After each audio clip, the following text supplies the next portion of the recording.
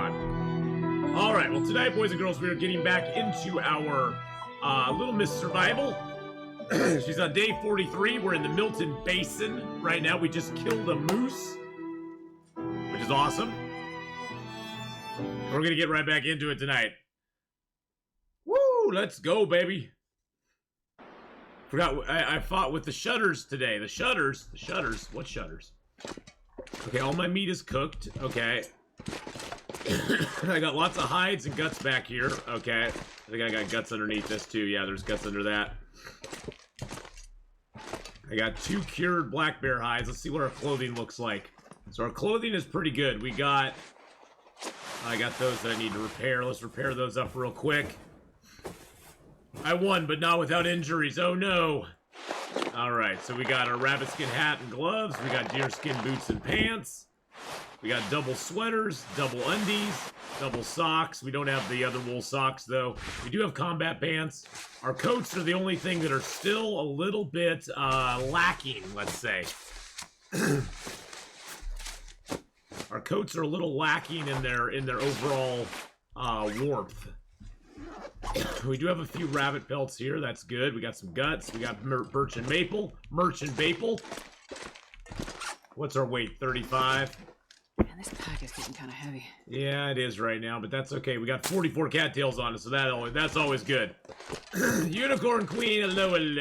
How are you doing tonight? Now it's time to schlep stuff up to the top, I think. We got lots of stuff to schlep up there. Let's see, what do I have here? Oh, I got lots of wow, I got lots of torches on me. Lots of torches. Okay, let's break down some torches into sticks. Get rid of those.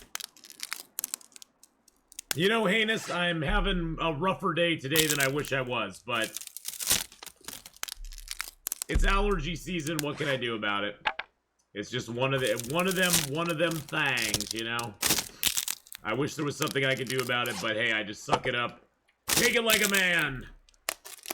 Take it like a human. Yeah, it's been a rough day. My head was really feeling bad this morning, but it's feeling better now. Unknown Seeker, how you doing? Welcome everybody to the stream. We are on day, let's see, we're on day 45. Our skills currently sit at carcass harvesting and cooking at 5. Archery is into 4. Fire starting just hit 3. So we can drop all the tinder. Let's drop our tinder over here. We don't need tinder anymore. Yay! Today we're going to go up into Milton. We got all of Milton to explore. And then if we have time, we're going to get over to Hush River Valley. So let's make up some prepared birch bark real quick.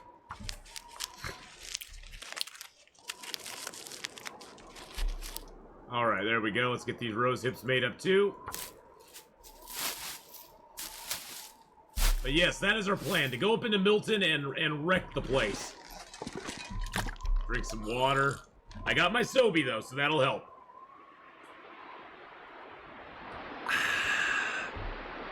You know, Channing, I like Milton, too. I think Milton's a fun little zone. Oh, I forgot I found a wool hat. Ooh, baby, wool hat time. We can replace that with the wool hat. Now we're up to a 20-degree warmth bonus. You can drop that old wool scarf down here.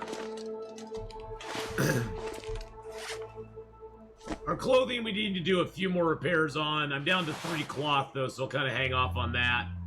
Let's destroy some more torches here, though. We really only need 1 torch. Only 1 torch. The Winquisition. The Winquisition. What a show. The Winquisition.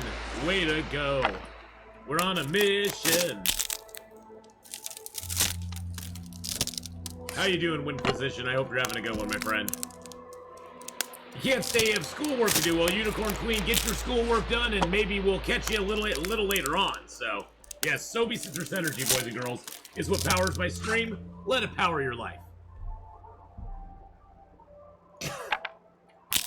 Also, thank you for showing me the joy of drying and Anthropomorphic figures with spray paint. The fire god decorates all my stashes now. Exactly. Exactly. That's what spray paint is for. Is to decorate those places, the in-between places, you know.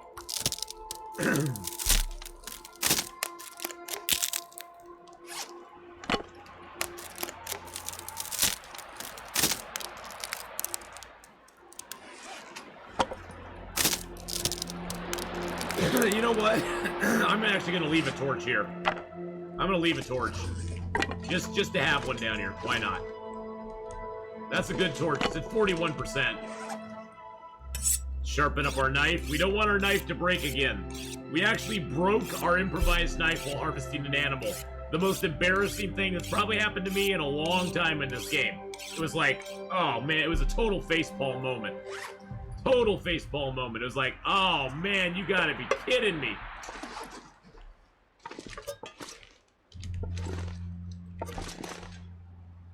So we had to go back and craft another one. But it let us make some more arrowheads, so that's, you know, there was an upside. There was an upside to our mistake. Let's leave some more sticks here. Leave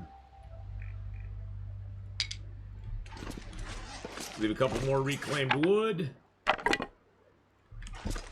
That way we can take our bear hides with us. And our guts with us. Even birch or maple two. There we go. Take a couple of them. Take a couple of the birch.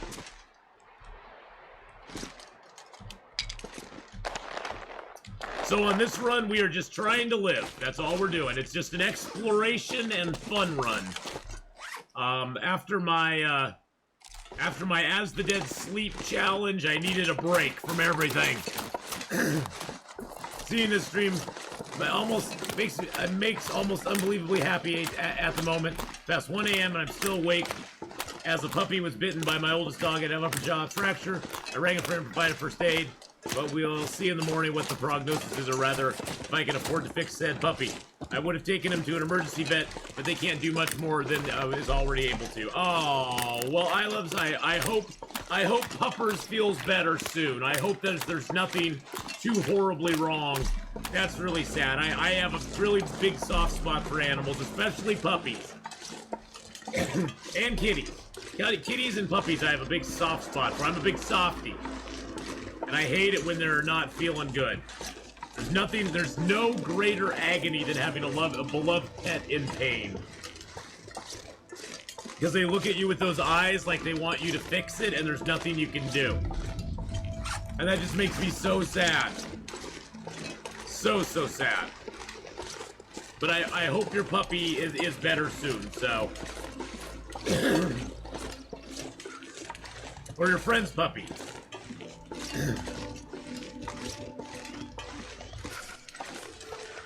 Is it your puppy or a friend's puppy?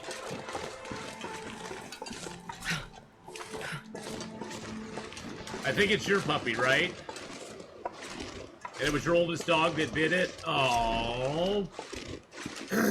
He's a really sweet lapdog, and thanks. We'll see my puppy. He's not ready for his own home yet. Oh. Oh, what kind of puppy is it? What kind of puppy is it? I love puppies. Puppies are so dang cute.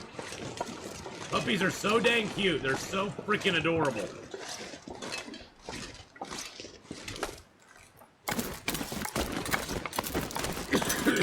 Hey, Mark Wars! Oh man, Escape the Pacific was so fun yesterday. And you know, Mark Wars, it seems like they have fixed rafts. It seems like the rafts are a lot more stable now, because I had one that almost tipped over on me in a storm, but it never truly tipped over.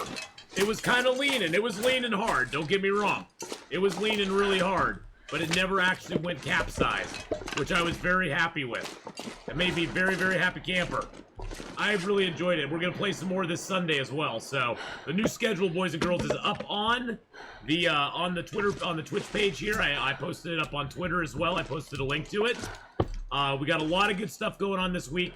Friday, Mass Effect Legendary Edition comes out, and we will be playing Legendary Edition on Friday. We'll be starting a brand new run. We got to choose whether we're going to go male, female. We got to choose if we're going to go Paragon or Renegade. I personally am leaning towards Renegade because I already did a Paragon run. I know Renegade's tougher, but it should be fun. Yeah, oh yeah, my allergies kicked my butt today, Negotiator. It got a little better over the weekend, but this morning I woke up just feeling like, bleh, bleh. A border collie, aww. Aww. Atheenon strikes again. Yes, Atheenon strikes again.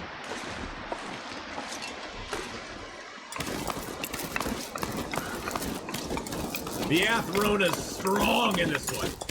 Strong, I tell you, strong. We're going over the top, baby. Over the top. We ain't stopping.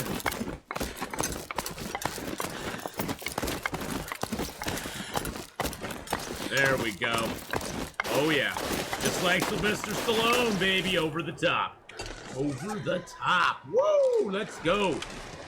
Get that bow out. Get her ready to go. Woo!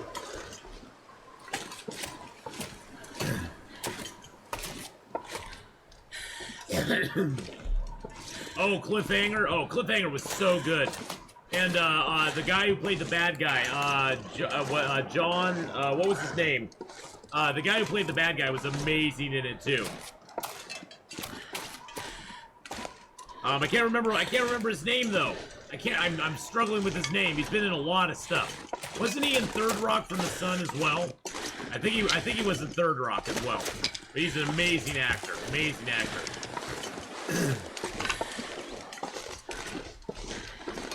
Yeah, he was the bad guy in Cliffhanger, and he was the kindly dad in Third Rock. The alien dad in Third Rock, actually. We gotta be careful. There are sometimes wolves up over the hill here, so. We've never been up here yet, so. I try to stay on the high ground. I want to have the high ground, Anakin.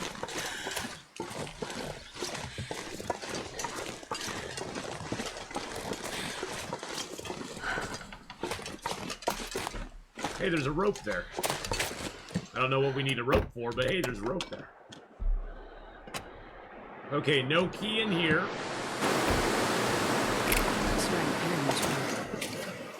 Let's go check behind the farmhouse. John Lithgow, thank you, thank you, thank you. In with the save there. Let's give out some points for the save. Oh, our key's back here. Good. Makes life a little bit easier. Sometimes there's a whetstone back here too, but I don't see it today. Nope.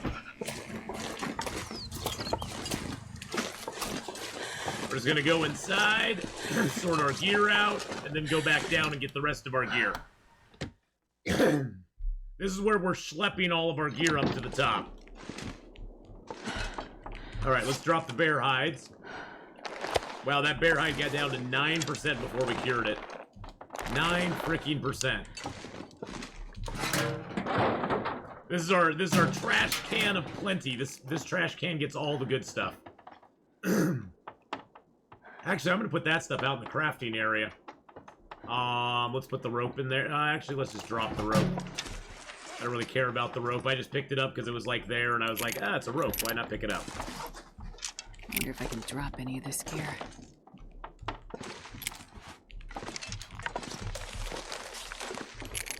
Can I put it on top of the TV? Oh, nice. Nice. Awesome. Okay, let's drop this gun book, too, because that does no good.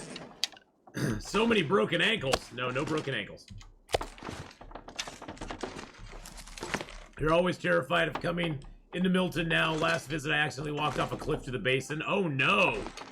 Oh, no. That is not good news. That is not good news.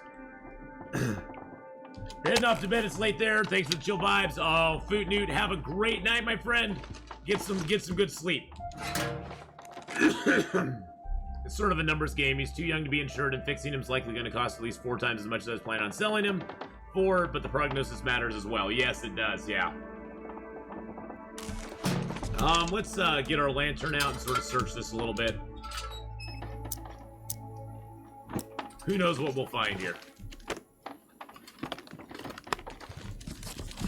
Grab all the books. This pack is getting kind of heavy. I like to clean this place up when I come into it. It's kind of messy, to be honest. They got books and papers laying around. Look, there's actually blood on the floor. That's cool.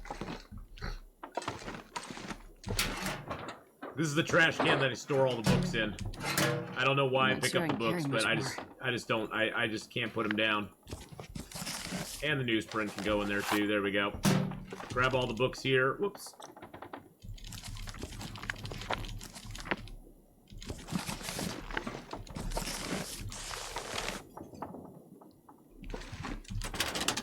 Drop any of this gear. There is a mod. There is actually a mod for cleaning the place.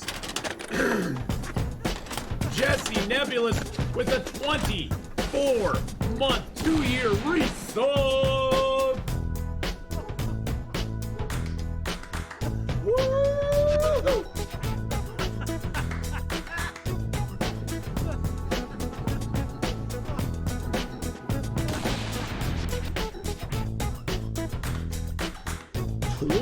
24 months. That's 2 times the points there, boys and girls. Get that sub hype and love up in chat for the 24. Hope you're doing well, Purple Hearts. I am doing really good, man. My allergies are still kicking my ass, but ooh, did I just say it? My allergies are kicking my butt. I said the ASS word, boys and girls. I'm very sorry. I'm very sorry there. Whoa. Whoa. Whoa. Whoa, the PG-13 stream just occurred. I'm sorry about that, boys and girls. I really am.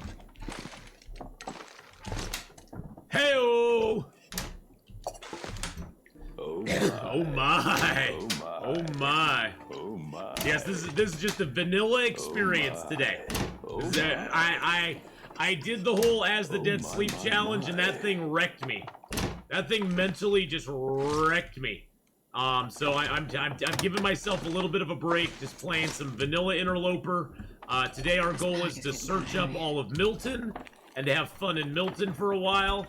And then we'll figure out something to do after we've lived 100, 200 days or something like that. I want to explore a whole lot of the world, though. I want to make this a fun experience, give people a view of the world they may not have seen before. And let them just check it out with me. So, for right now, we're just kind of doing the vanilla experience. It's the Slim Shady experience, you know?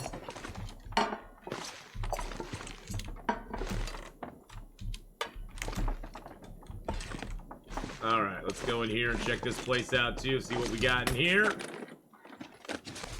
Oh, another ski jacket. Woo! Let's go, ski jacket hype. We found a parka, which was good enough, but now we got a ski jacket.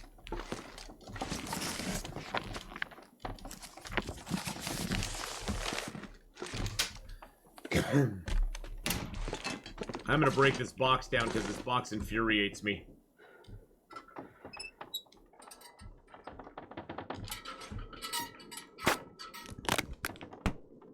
The box is just always in the way.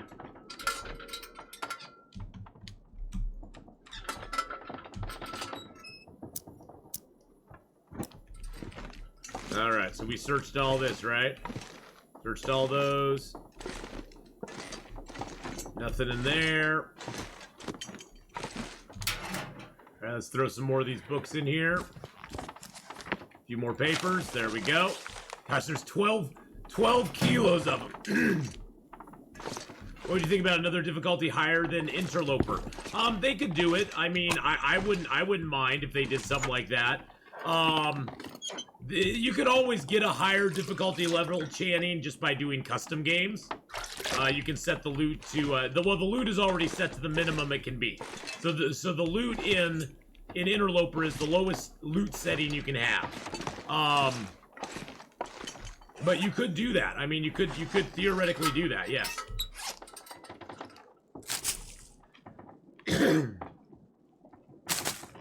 But a lot of people would rather do challenges in the Interloper setting. Interloper is pretty dang hard.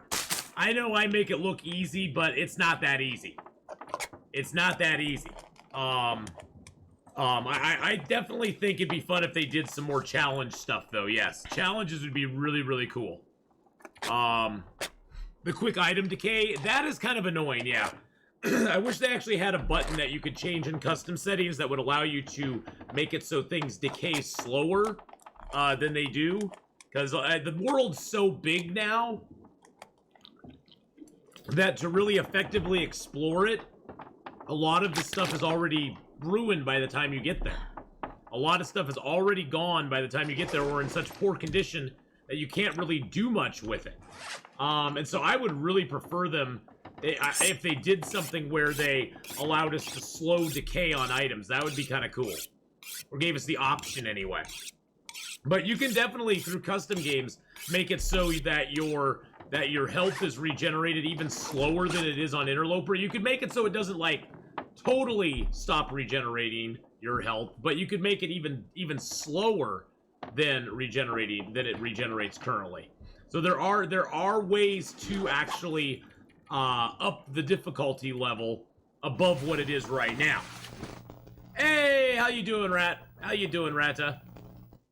Good evening to you too, my friend. Good evening to you too.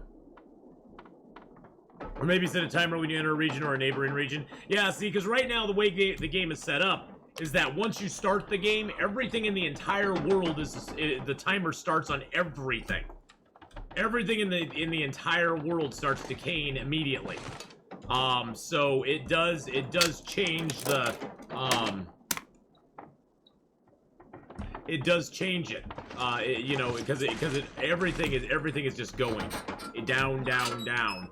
Actually, I think I can find the stools here. Can I find the stools here? There's a chair.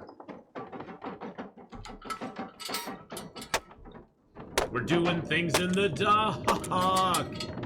Breaking down things we shouldn't be able to.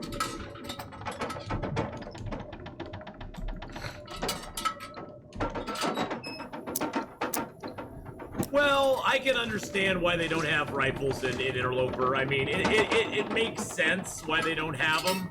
I would like to see them make a way that we could find ruined rifles and then travel to Bleak Inlet and craft them into rifles that would actually work. Like, actually be able to make an improvised rifle would be really, really cool.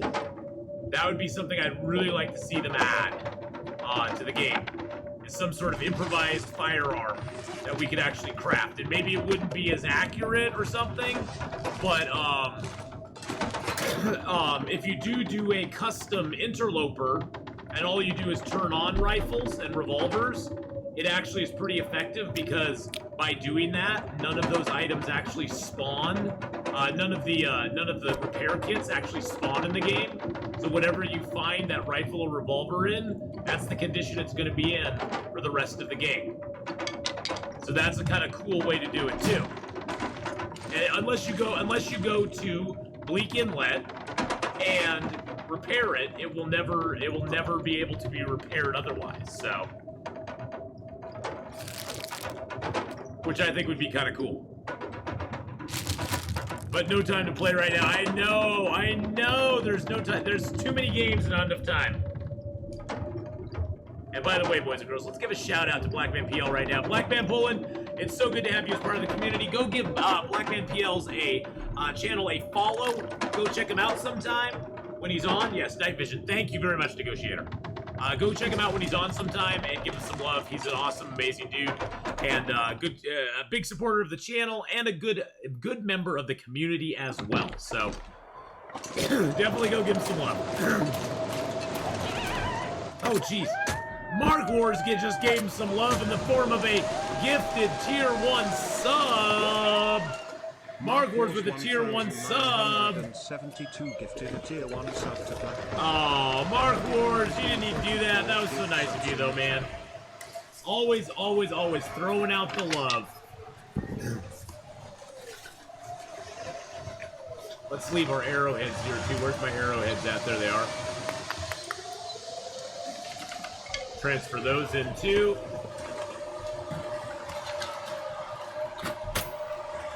Starting to feel numb. Oh, I know you are, darling, but we gotta dump stuff off here, so you just be patient, my dear. It'll be good. It'll be fine soon. It'll be fine. It's gonna be fine. Okay, there's nothing else out here to loot.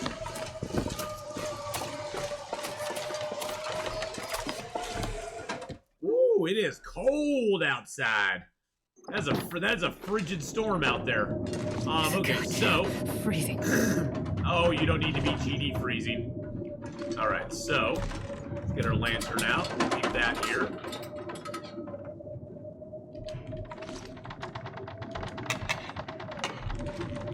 Let's drop our pry bar because we don't need that on us right now.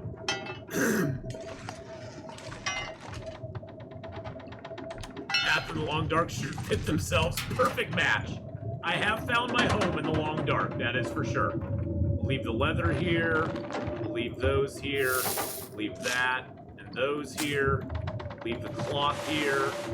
Actually, I'm gonna need to make another bandage. Let's leave the flares here.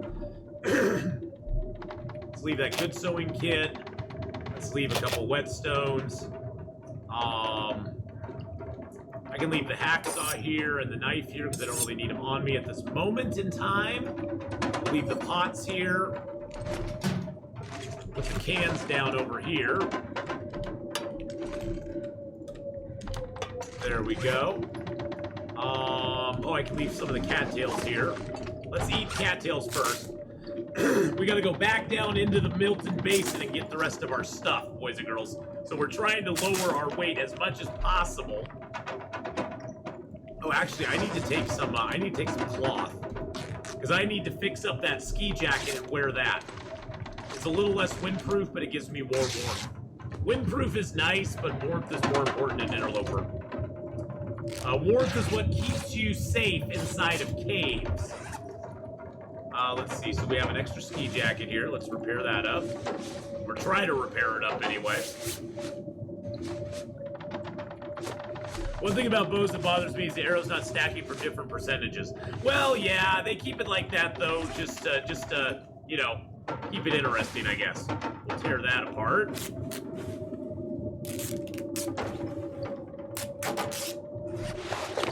Put on the other ski jacket. Wow, we're at 21 degrees now, boys and girls. We lost some windproof, but we gained that extra percentage, that extra point of warmth, which is, in my opinion, way more important in Interloper than anything else. Not so much that it's going to keep you warm outside, but that's going to keep you, warm inside caves. Because once you hit a certain point, you'll never, ever, ever be cold inside a cave. Even in the worst blizzard, you can throw down your bedroll and be warm. Good God, my voice is just suffering immensely today. All right, let's throw these teas in there. Let's throw the birch bark in there. Do I have any big teas on me right now? Yeah, I got some big teas on me. I'm just gonna throw all those in there. I'll keep the pain meds on me. I'm gonna throw all these little teas in here just because they don't weigh much, but hey, you stack them all up together and they weigh a bunch. Look at how many teas we have. Holy crud.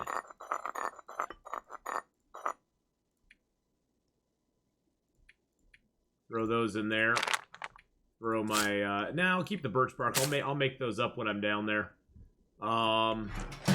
Actually no, I'll make those up here. I'm not gonna make them up while I'm down there. That's just extra weight.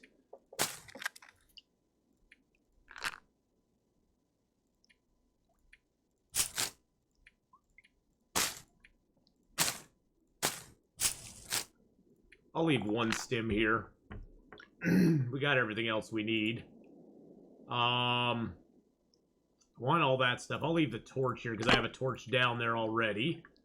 I'll leave some cattails here because we got plenty of food down below. Now we're down to 19 kilos. That's great. That is awesome. And we'll drop the rest of the sticks. I don't need that.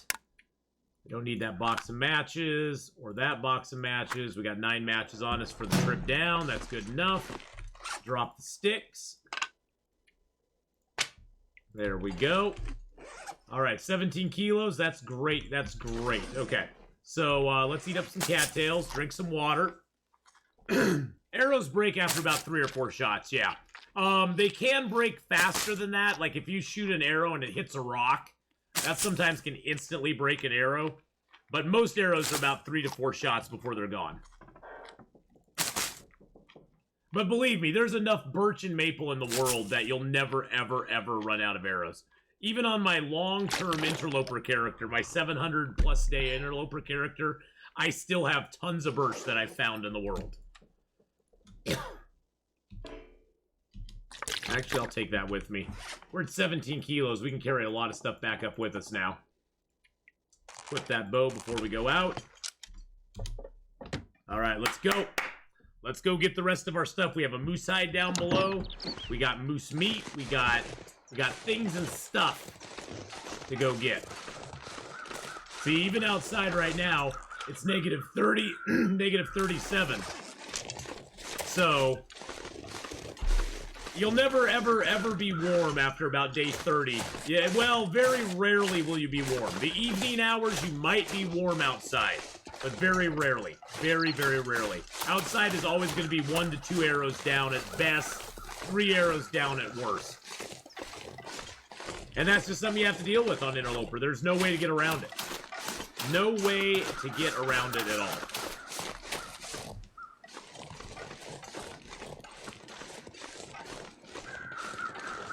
You know, Negotiator, arrows actually stick into trees. If you fire an arrow at a tree and hit it, it'll actually stick in it, and then it just counts as a regular use of an arrow. Matches do not decay. Matches never decay over the point that you find them at. The matches spawn with a decay on them, Swan Solo, but they don't actually ever really truly, like, have a decay. It's sort of like crackers. Crackers come in varying forms of condition, but they actually never really go down in condition after that. So you can store matches as long as you want in containers, and they will never, ever disappear.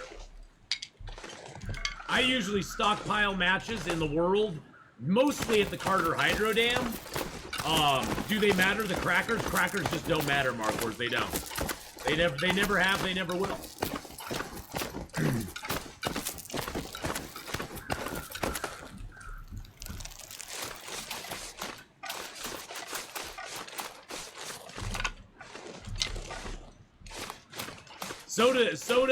Soda decays, but it will never give you food poisoning. Soda does decay, but you'll never ever get food poisoning from it. Whoa! Wolfstalker with the host in the raid! Thank you so much, Wolfstalker. Let's give a shout out. Let's give a shout out to Wolfstalker right there. Thank you so much, Wolfstalker16. Last playing some Long Dark. Of course, of course. Thank you so much for that host and raid there, my friend. I hope you had a good day. I hope your stream went well. And I hope things are going good for you. I hope that you're surviving well in the Long Dark. 44 days, 23 hours, 25 minutes, boys and girls. See, like right now is the warmest part of the day. And it's still -2 for us. It still feels like -2.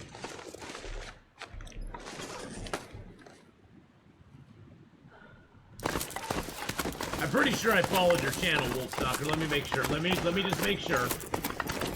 Oh, nope, I hadn't followed it yet. Everybody, go give Wolfstalker a follow. Go give Wolfstalker a follow. I just followed Wolfstalker. Go give him a follow. Check him out sometime. I'm gender assuming, but go check out Wolfstalker sometime and give him some love.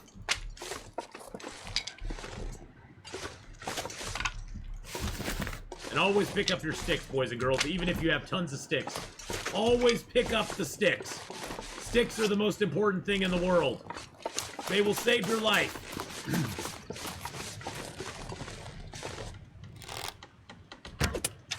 Oh, I overshot. I overshot. How did I overshoot?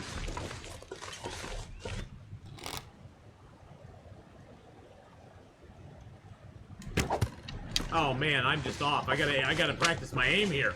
Holy crud. My aim is just off, boys and girls. There we go. There we go.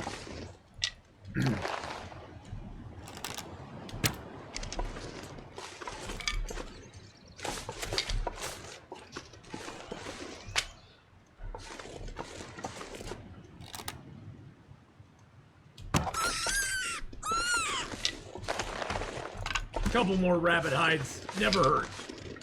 We don't really need the food, we just need the hides.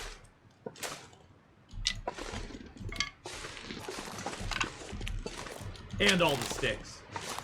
And all the sticks. All the sticks. We get all the sticks, boys and girls. And rose hips never hurt either. You just finished Hopeless Rescue. There are no ropes that I can find that lead up to the summit. Oh. Well, what you need to do to get up to the summit is you need to go around either... Well, there's two ways to go, really.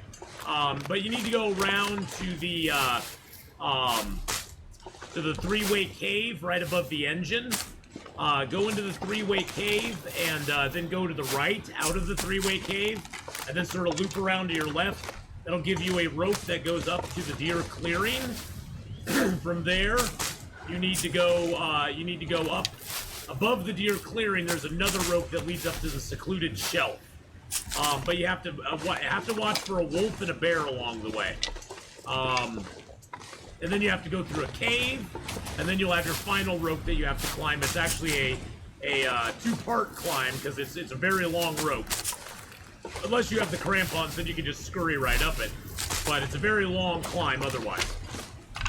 But there is a way, there are already pre-made, preset ropes to get to the summit. You don't need to actually have any ropes on you to get up there, so... But it is a rough, it's a tough road to hoe. Let's just put it that way. I'm gonna try to make the moose-hide satchel today.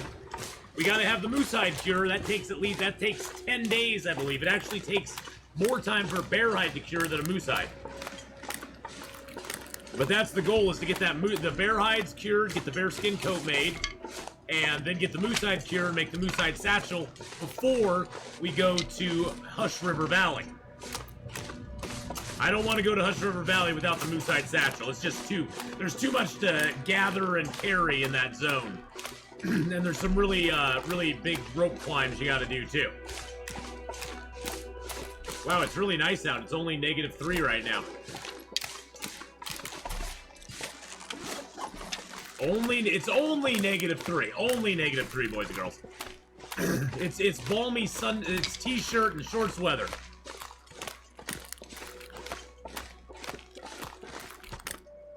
Practically balmy. Yes, it is. Let's practice our bow skills a little bit.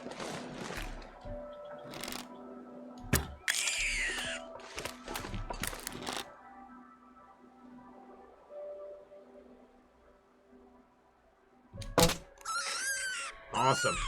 Finally broke that crappy bow.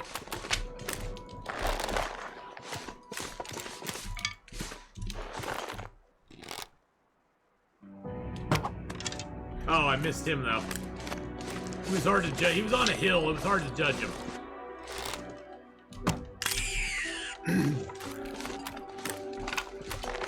Rabbits are great to practice your bows on because they'll never fight back if you miss them. And you get a bow skill up if you hit them. That helps get your bow skill up to 5 very quickly, which is really nice. Let's stay high, stay alert. We could have a wolf come over the hill. Sneak into secret cave, secret tree, hoo-ha-ha. Secret tree, secret tree.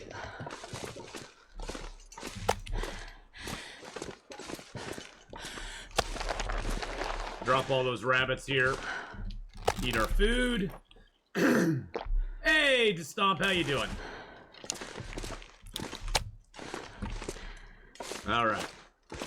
We got our water, we got our birch curing, we got a couple maples curing. We got a whole bunch of guts under here. Whole bunch of guts curing here. Oh, we even have some guts cured here, I think. No, it's just a pile of raw guts. We got our maples and our birch. All nicely curing here. We got a cured maple there already. Let's harvest up our rabbits real quick. Let's actually get a drink of water. What is the drinking teas down to a sip thing about? Oh, so what that does is if you drink your teas down to a little tiny sip, you can save. Well, it only works for mushroom and rosehip teas. So if you drink them down to a little tiny sip, I need to drink that one down a little bit more. You get the water and the food out of them immediately, and then you have really light painkillers and antibiotics on you. So you don't really need to carry the painkillers and antibiotics. Because see, this right here is the equivalent to that right there. So this only weighs 1/10 of a kilo. This weighs 3/10. So you can carry really light painkillers on you and not ever have to worry about the weight from them. So it's just a way to manage your weight a little bit more, sort of micromanage your weight a little bit, I guess you could say.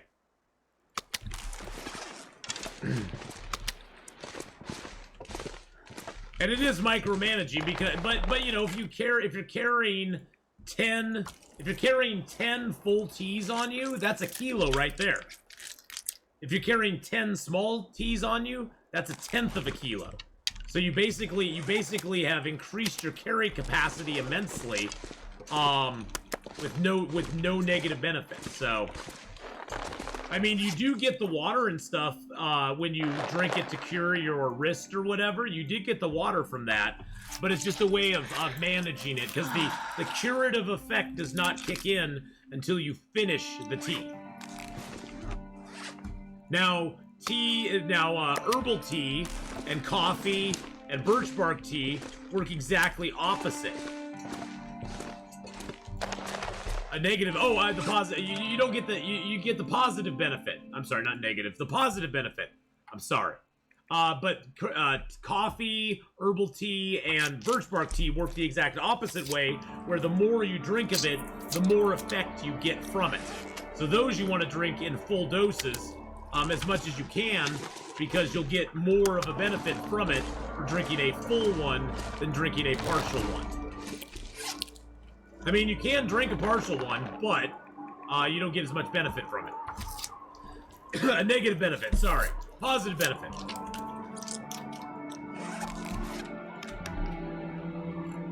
Sorry. I misspoke there. I'm getting tired.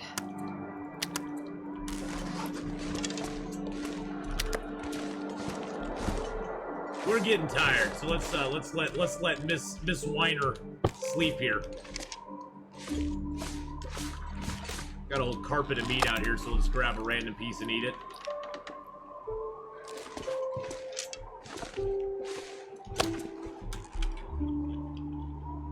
There we go.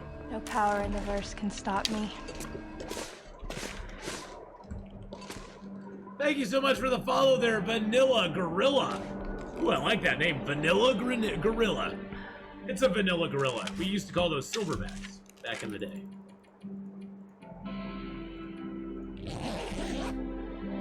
The Vanilla Gorilla, I like that. That's very cool.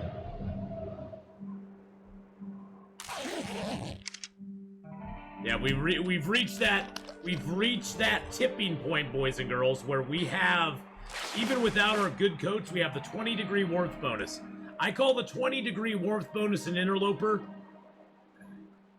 the tipping point, where you go from being worried about sleeping in caves to where you just don't care. Just like, yeah, whatever, I can sleep in any cave I want to, and it doesn't matter anymore, because I'll never get cold in a sleeping bag. That's why for me, the bearskin sleeping bag is not that important, because it weighs 3 times as much as the regular sleeping bag, and the regular sleeping bag only takes cloth to repair, whereas the other bag takes bearskin to repair. And so until you have a lot of bearskins around in the world, I wouldn't even consider making a bearskin bedroll myself. That's just me. That's my personal play style. So.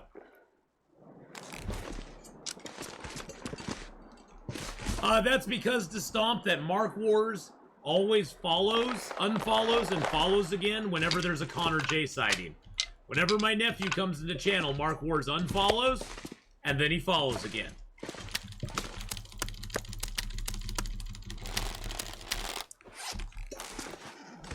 Alright, we got a little more stuff to come down here for. We'll grab all these. Alright, we gotta come down for a little bit more stuff, but we'll do that in a minute. We got a lot of stank on us right now, so let's get out of here. Get while the getting's good. You're on a super hot run right now in Long Dark. Day 20, tools made. 5 deer kills via wolf. Luckiest run I've ever had. Well, that's awesome. And that's not luck, Elite Solutions. That is skill. You're becoming more skillful at playing the Long Dark, which leads you to living longer. Hello, Mr. Deer. Well, at least the puppy's resting somewhat comfortably, even with the nose. I'm crying. The stream is pretty blurry. Oh, I'm so sorry, I loves. Well, I hope that puppy feels better soon. Shay BB, hello, how you doing, Shay BB? Welcome to the stream, Shay. How you doing tonight? Good to see you again. Good to see all of you. It's nice to have you all come on by and stop on by. And we got a lot of fun games planned this week, boys and girls. The schedule is posted up at the schedule tab down below the stream. Tonight we got Long Dark, followed by some 7 Days to Die. Tomorrow we got Long Dark Stream Loots Edition, followed by more 7 Days to Die. Wednesday, we're doing more 7 Days to Die. And then Thursday, we're back into Red Dead Redemption 2. We're gonna try to push the story to the point that we get the ledger unlocked. We also have Friday, Mass Effect is a Legendary Edition is being released. I've already purchased it. It's all ready to go. I just am going to start playing a new Mass Effect 1 run. We got to pick out whether we're going with Witch Shepherd, Fem Shep, or not. We also have to pick whether we're going to go Paragon or Renegade. I'm leaning towards Renegade because we played our first character very Paragon. I'm thinking doing a Renegade run and seeing how it goes. I know it's a lot harder to recruit people and a lot harder to, you're kind of a douche in Renegade, but I'm curious to see it. And then on Saturday, Swan Solo just gifted a tier 1 sub, their first gift sub in the channel. Swan Solo 8 gifted a tier 1 Oh sub my goodness, get the love up there for that This first is their gift first sub in the gift sub. channel, boys and girls. Woo, let's go. First gift sub. And what is it Mark Ward says? First gift sub, best gift sub. And then on Saturday we got Long Dark. We're gonna finish up Plague Tale Innocence. We got we're gonna play 7 Days to Die with the group server because Hadrian is gone this next weekend. So no State of Decay 2. But then on Sunday we got the return of Stream Loots Edition Long Dark, along with some more Escape the Pacific. And, yeah, so lots of fun. And then some 7 Days to Die after that. So, we got lots of things planned this week, boys and girls. A lot of things planned this week. It's going to be a very, very fun-filled week. I'm excited for Mass Effect. Thank you so much, Elite Solutions, for the 1,000 bits. Swan Solo 8 The equals 1,000 bits. Woo! Let's get those wolf biddies up in chat. Thank you so much, Elite Solutions, for the 1,000 biddies now. Back with the waterworks. Oh, I'm so sorry. That's okay. You cry all you want. Animals are worth crying over. I think sometimes animals are worth crying over than some people are. Am I a horrible person? Am I a horrible person for saying that? I might be, but I think it's true in some ways. I think some animals deserve a lot more compassion than some people do.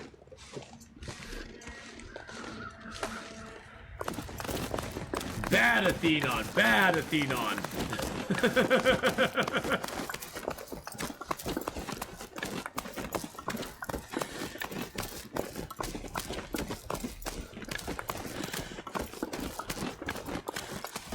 He's such a sweet little fella. Aww.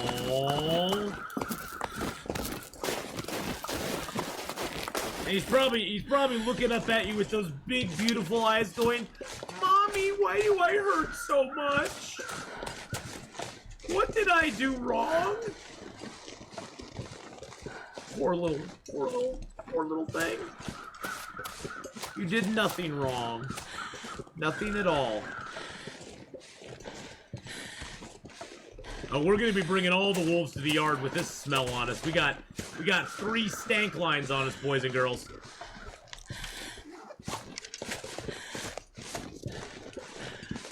We're gonna stay to the high ground here. Or try to, anyway.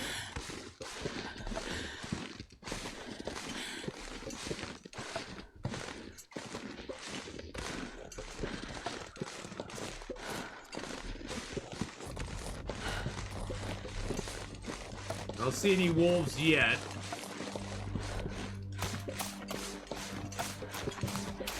Running, running, running, running, running. What a nice bear. All right, we And made it it. smells like strawberries. Nice. Get that bear annihilation out there, boys and girls.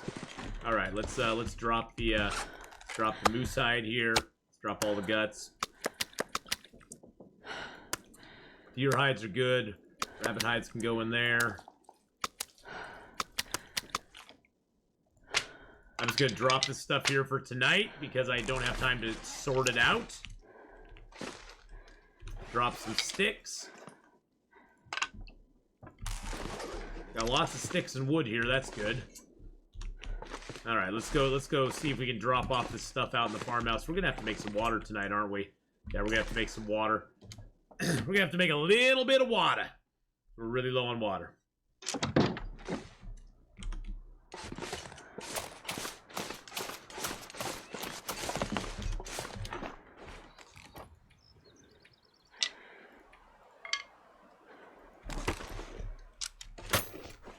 Getting a bit thirsty.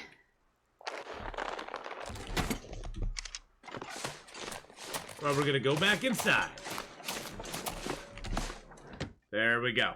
There's an accident. I can't help thinking of what more I could have done, and guessing I'll end up blaming myself.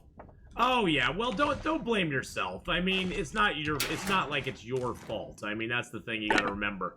It's not your fault. Animals will be animals, and you know they kind of you know they have a lot of them are very territorial, and sometimes they act out not intending to do anything wrong, but it just it comes out that way.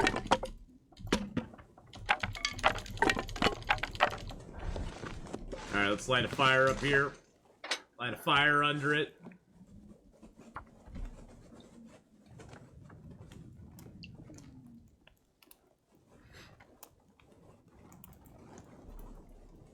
Well, don't blame yourself.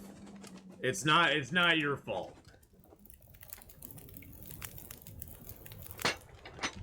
Perfect. Perfect.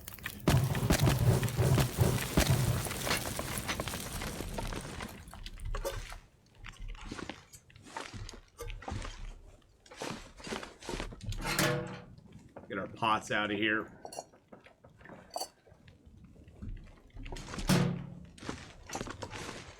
Now you'll see the power of the 6-burner stove, baby.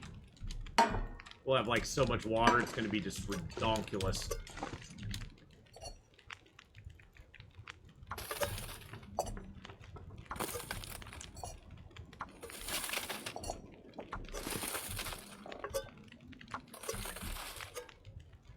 There we go.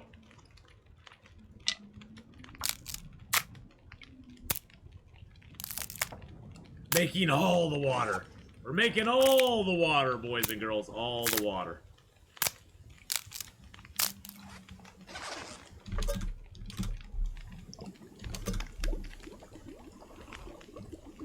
Mmm, yum, yum, yum, yum.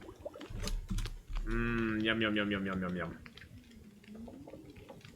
These still have a ways to go.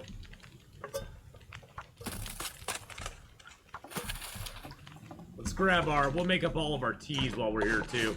We might as well. Let's see. Teas, there we go. Get a birch bark out. There we go. Let's grab our stem out of there too. Actually, I'll leave that in there. So we gotta make one more trip down to the basin before we're done. Gamble. Hey, positive vibes. How you doing, buddy? And you won! Nice. Congratulations on the win there.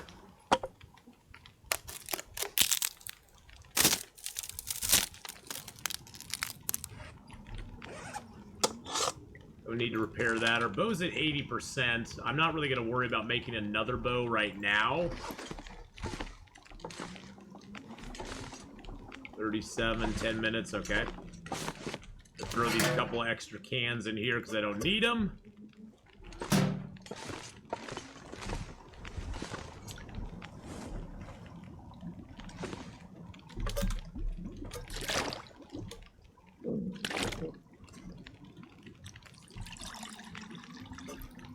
Cook up those.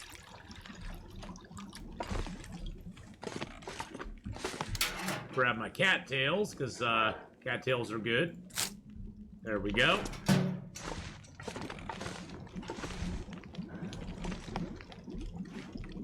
Alright, let's do that. There we go. Every time I go to the basin now, I wish to myself, living that basin life. I know, Garrett. I mean, it's a great place. The basin is one of my favorite places in the game. It really, truly is. Oh, that's awesome, Positive Vibes. Well, welcome to the stream. Love having you here, my friend.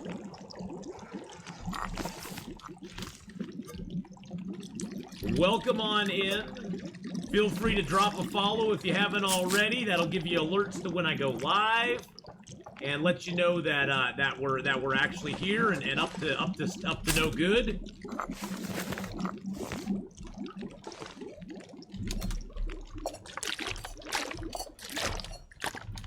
Oh, look at all that water, baby. Now that's some water. I think we actually got an aurora too right now. Yeah, it's a little bit of an aurora going on right now, too. Look at that. We're just gonna cook up all these mushrooms. Tristan, hello, hello. How you doing?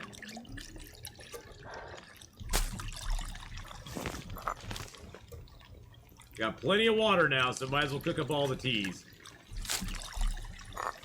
Been lurking in the stream since 2017. 2017, and this is the first time you've gambled. Oh, now you'll be addicted. Now you'll be addicted to gambling, my friend. I don't think I have anything else to cook. Oh, I do have one more to cook. Do I have any more teas to cook? Okay, I have one more after that.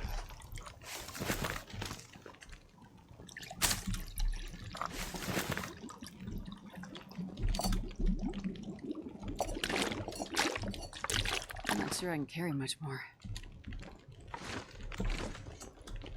We got 13 liters of water. That's not too bad. Let's get a little more water going, though. I like to leave behind like 20 liters of water in here. Because why not?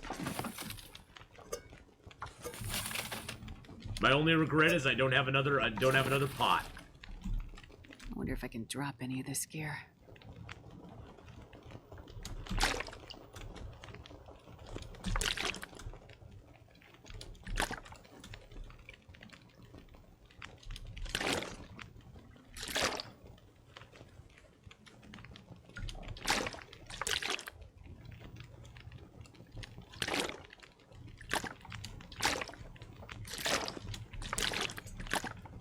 And my water's not lining up properly, so we gotta fix that.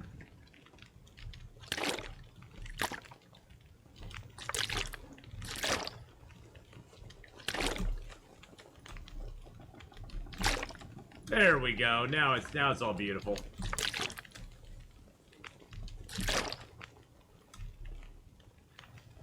What else can we use bear hides besides gambling? You can spend them in the store.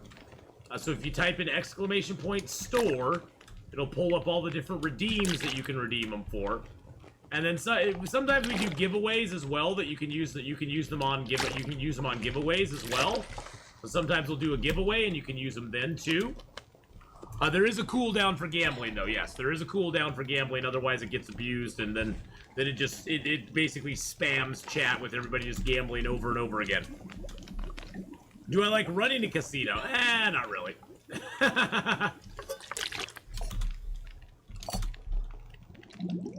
I'm not a big casino runner.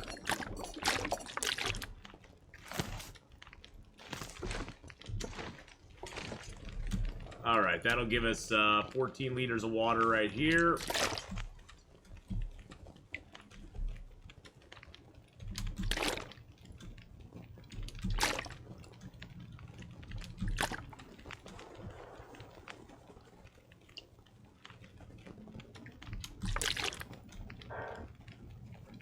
There we go. No, I don't have heist stuff. That's all stream loots. That's a different service that offers that. It's a different service that offers that. Stream Elements is the one I used, and that doesn't have. They were talking at some point of doing a heist thing, but they never implemented it. So I don't know why. I don't know why.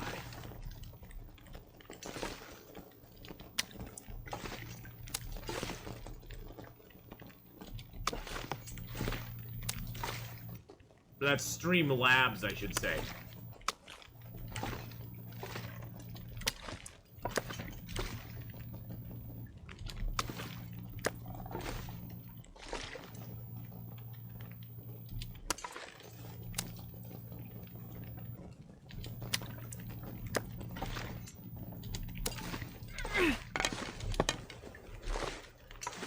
We need another torch so we can line up our guts. I know this is a very important thing. Lining up the guts, boys and girls. Lining up the guts is very important. They cure faster when they're all lined up in a straight line.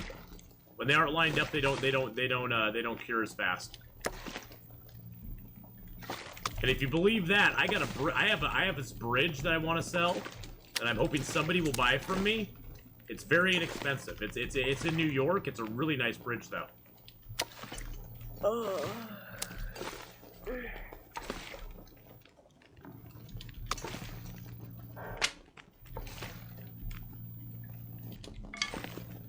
Now this just makes me happy when I come back in here and I have stuff all kind of prepared to go.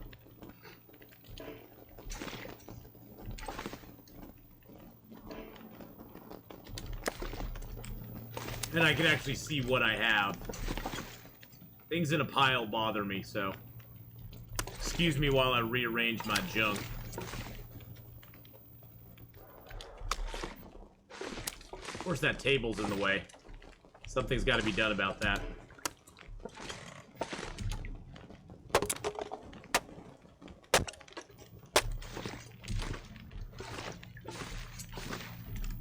That table is just too much in the way, boys and girls.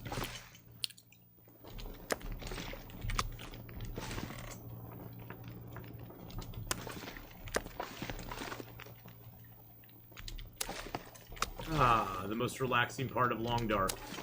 You may have to face wolves and bears and moose, but you know what? You get to arrange your stuff and put it in nice straight lines, have it look all pretty. Started another row of guts back there. Get our birch and maple curing over here. The rabbit hides.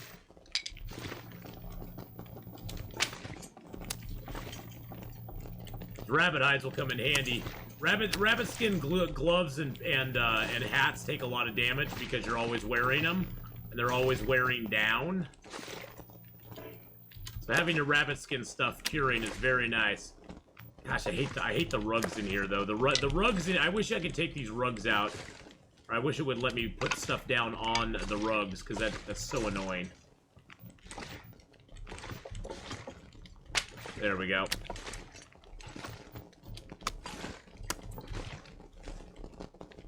Yeah, see how the rugs just are like, nope. The rugs are a big nope with a big side of nope sauce.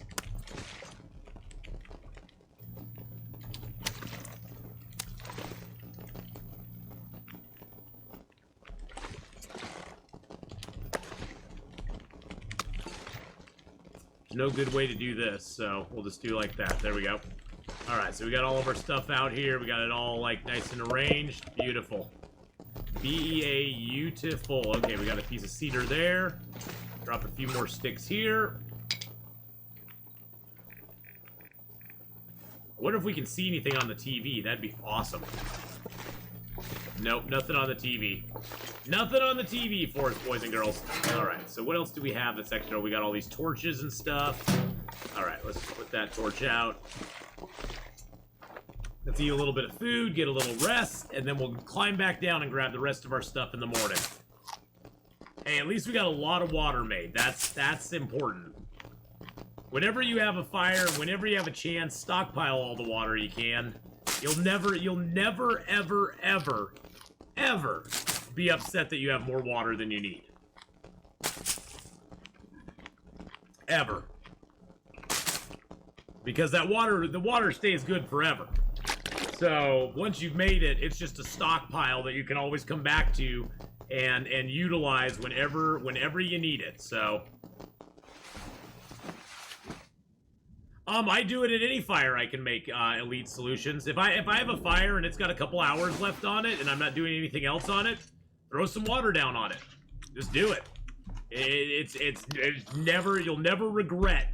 You'll never ever regret making extra water. Cured 86%. The feathers I can put outside. The leathers I'm going to store in here. Put those in there too. Oh, I got extra wood on me too.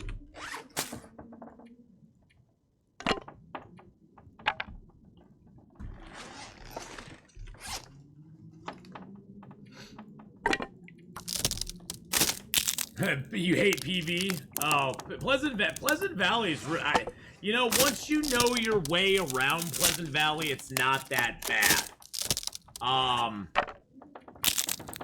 Pleasant Valley is a very open zone, though. It's probably one of the bigger zones that has very little... It has areas in it that you would never, ever go to, because there's no reason to go there. There's areas in Pleasant Valley that you just are like, why would I ever go over here? Why would I ever travel to this location? Because there's nothing there. There's very little incentive to actually travel around to certain locations in Pleasant Valley just because it's so desolate. There's just nothing there for you. So, okay, let's grab a couple of those. Grab one of those just in case. I always try to carry at least one of those on me just in case I accidentally eat a piece of raw bear meat, that I always have something on me that I can drink that'll get rid of a food poisoning if I got it. Let's throw the tinder plug in there. Boop. All right. What else do we have on us we don't need? There is no 6-burner in Coastal Highway. There's a lot of stuff in Coastal Highway, but a 6-burner stove is not one of them. I don't need the pots on me right now. Leave those here. I got plenty of water down there. Probably leave a couple more liters of water. Clothing aisle I want. That aisle I want. Okay, there we go. We're down to a good weight again. Let's leave a couple liters of water just right inside the door here. There we go. I'm at the farm in Milton right now. Right now, I'm at the farm in Milton.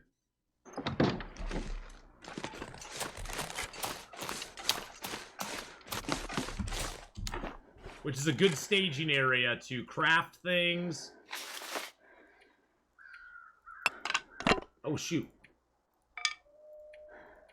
Nope.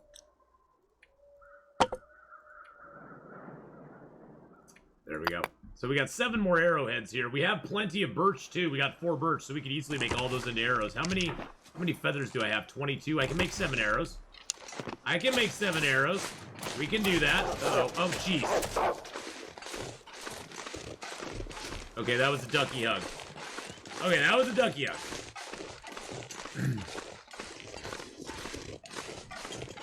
I feel so bad for new players because some of them do good in stock and they're like, ooh, man, Interloper will be fun. Interloper puts a whole new spin on the survival. If I could have my choice, I would. If they were gonna add a new difficulty level into the game. Hey, Duke, how you doing? Ebon Autoblade, hello. If they could add a new level into the game, I would want it to be between Stalker and Interloper. Sort of a mix between those two. Maybe turn off rifles, leave revolvers on. Do something, you know, make the wolves a little less frequent than Stalker, but more frequent than Interloper. Maybe have a little less clothing, but not as little as Interloper. I don't know. Yargalt, can't play Long Dark now, so came for stream. I got back to playing One Finger Death Punch 2, and my hand is dying. I am having a good evening, Duke. I'm having a very good evening, actually. But yeah, I'd like to see them, if they were going to add a difficulty level, I would like to first see them add something between Stalker and Interloper as a difficulty level. Because going from Stalker to Interloper doesn't seem like it's going to be that big of a jump, because really going from Voyager to Stalker is not that big of a change. Yes, there are a lot more wolves. They're a lot more dangerous. But you still have all the tools that you had in Voyager to deal with them. From going from Stalker to Interloper, though, boom, it's like night and day. I mean, it is a completely different game going from Stalker to Interloper. Just for the lack of starting supplies right off the bat. You have no bedroll, you have no matches. None of that is just given to you at the beginning of the game. In Interloper, you spawn with a can and a few pieces of clothing, and that's it. And it's like, okay, go have fun. So it would be nice to see them add something between those two difficulty levels to sort of ramp people up into playing Interloper and being able to deal with the lack of resources you have in Interloper. Maybe if they did something where, you know, like they did it on Interloper Loot, where you could have, sort of like my Gunloper, where you could find rifles and revolvers, but they're not going to be in great condition and there's no cleaning kits to fix them. That would be a kind of an interesting step to take between the two difficulty levels.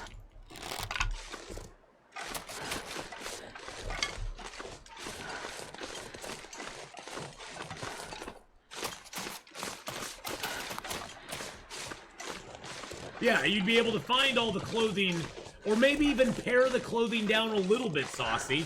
Now, maybe make another level of clothing loot that you can only find in that particular level. Like maybe take out snow pants. You can't find those anymore. But combat pants are more frequent.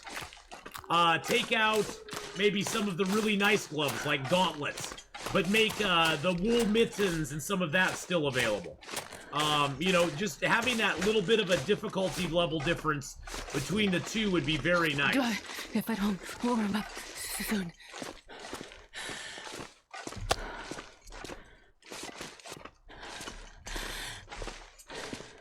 It would definitely add a new ramp up to playing on Interloper instead of just switching and then going, I don't really like this. I'm gonna go back to yeah, maybe take out like mucklucks, but leave in some of the other things. Maybe like insulated boots or whatever the other one is. You know, maybe take out the urban parka.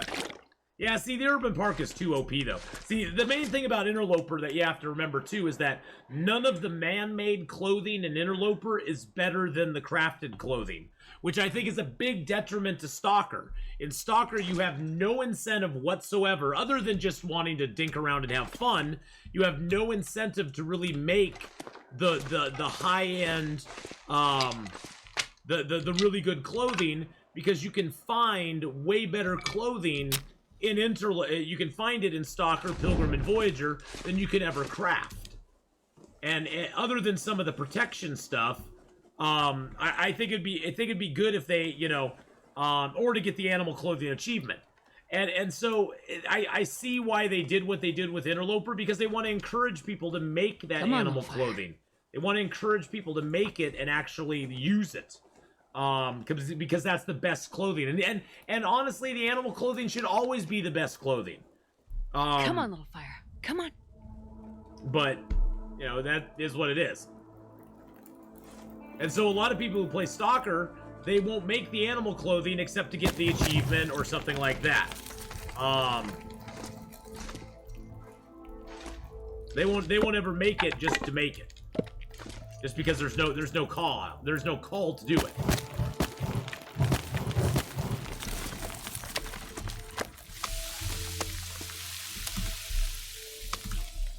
And so I'd love to see them. I'd love to see them add another difficulty level, though. That's the difficulty level I want to see them do. Quote of OP loot. Meat quotes. You know what's hard to do with meat? Make it circular. Give me time to slap my meat down and relax. Exactly. It's always fun to slap your meat down and relax a little bit. See, I just slap my meat down.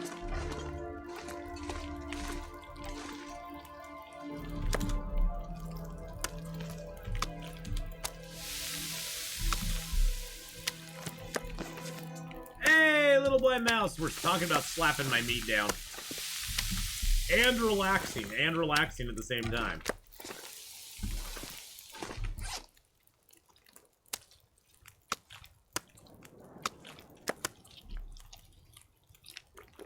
You're just here for the harvest. Well, we did a little harvest on the rabbits. You don't really need to do much more harvest down here, though. This is mainly a we come down, we gather our loot, and we go.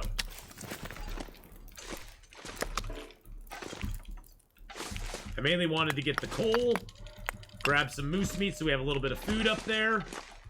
I don't really need to take the sticks because I got sticks already up there. I'm going to leave the torch, just because that's a good thing to have. Just waiting around for you. I'm going to take the hat. I'm going to put these cans down on the fire, just so we always have cans here if we want them. Might as well make a little water in them, too. Why not? Got a fire going. Alright, so we're only at 19 kilos, so we can carry another 15 kilos of meat back up with us, which is awesome! Let's get a little rest. Actually, let's get our water done.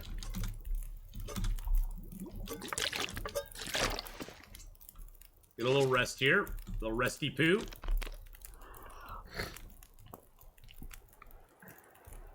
I remember a couple months ago when your car decided it really liked third gear. Yeah, my car decided it really liked reverse today. Oh, no!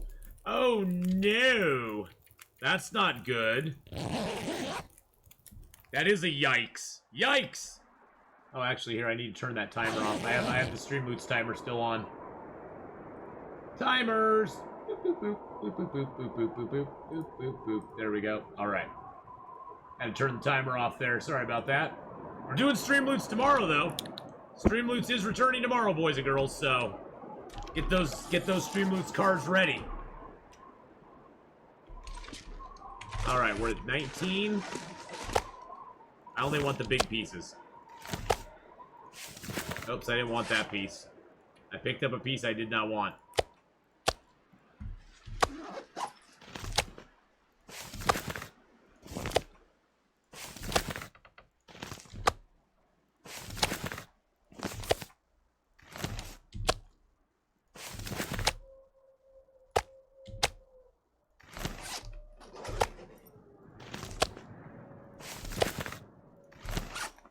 We're good to go. Let's do this. Bye-bye, Milton Basin. It was nice knowing you.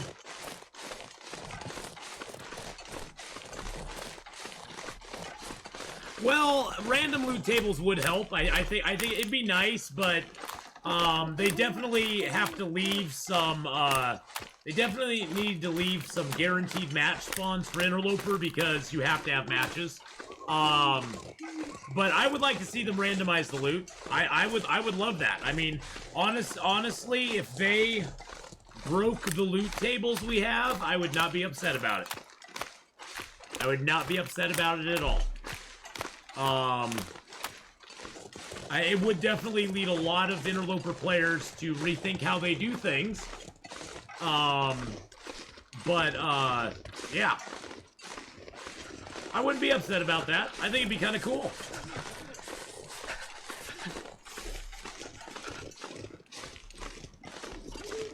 The biggest problem they have with that is that, they'd have to recode a bunch of stuff, probably.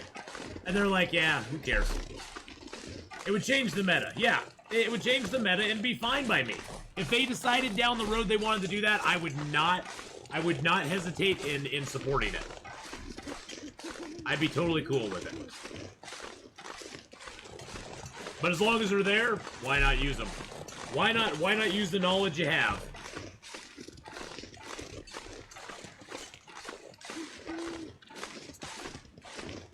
And honestly, even the matches, I've played on the Gunloper long enough that that we, you know, sometimes we have a harder time finding matches, but we always find something to start a fire with, a flare, or a mag lens, or a fire striker, you know, or we find some matches. So even then, it wouldn't be the worst thing in the world. As long as you knew there were matches somewhere. in the starting zone that you started in.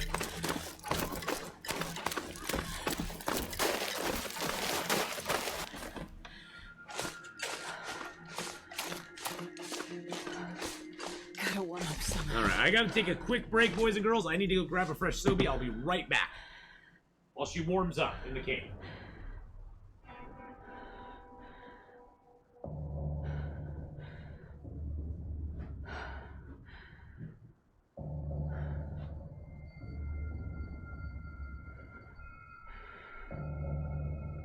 That was just a 2-second Sobe break.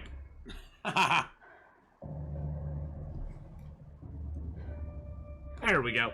Some zones to stomp would be very hard to start in without guaranteed matches, though.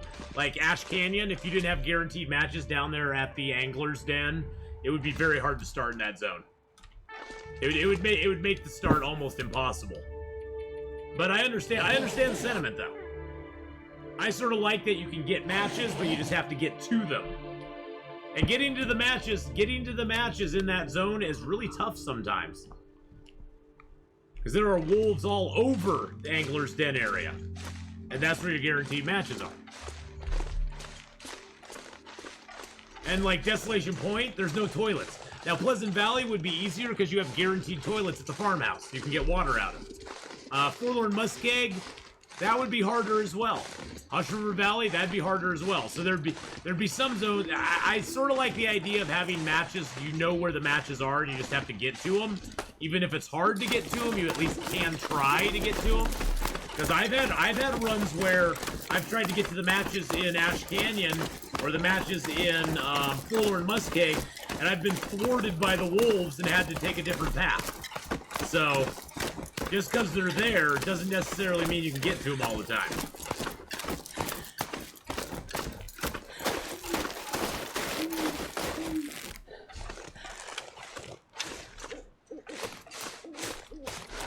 Got some stank on us tonight, boys and girls. Give you guys night vision. Help you see a little bit better here.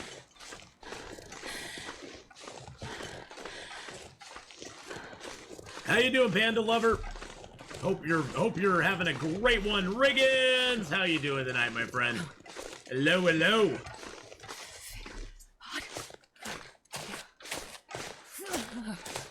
Oh, stop your shivering and whining. We're almost home. We're almost home, my dear. Almost home. We'll be fine. It's gonna be fine. It's gonna be fine. We got a lot of meat on us, so we gotta watch out for the Wolfie boys. Look out for their little beady eyes.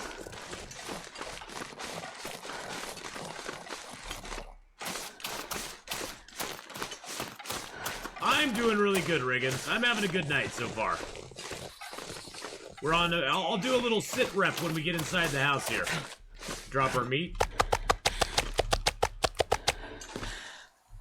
Pick up one to eat. Go inside.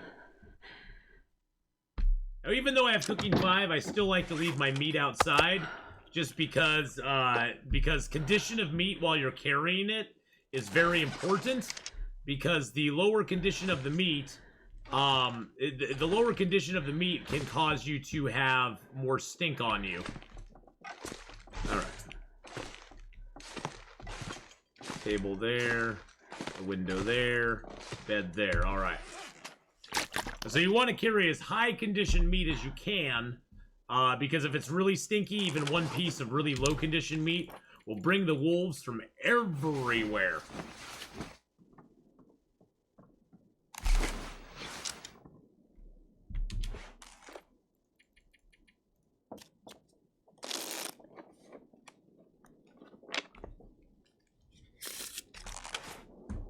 Alright, there we go. Alright, sit rep. Sit rep. We're on day 49. So far, we've lived 47 days. We've explored 24% of the world. We've spent 17 days in Mystery Lake, 5 in Pleasant Valley, 9 in Forlorn Muskeg, 6 in Mountain Town.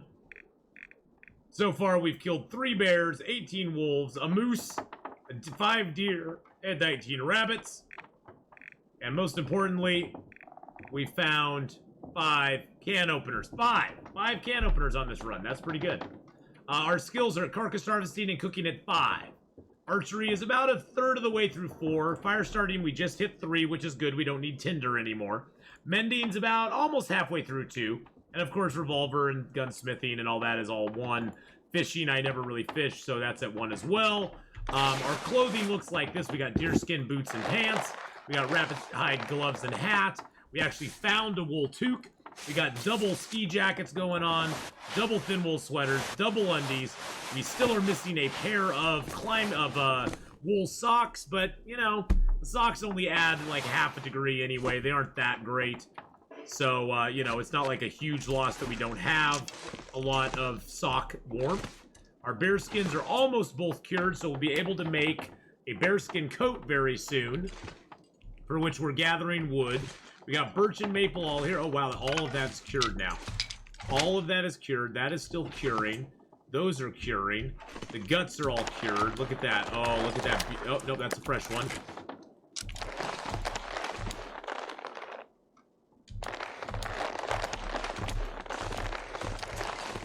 Look at all those guts that we got cured. Oh, baby, it's so sexy. We got guts for days. Guts for days, my friends. See, look at that. I even just pick one up on my cursor and it gives me 1 cent line. 1 cent line just for picking it up on the cursor.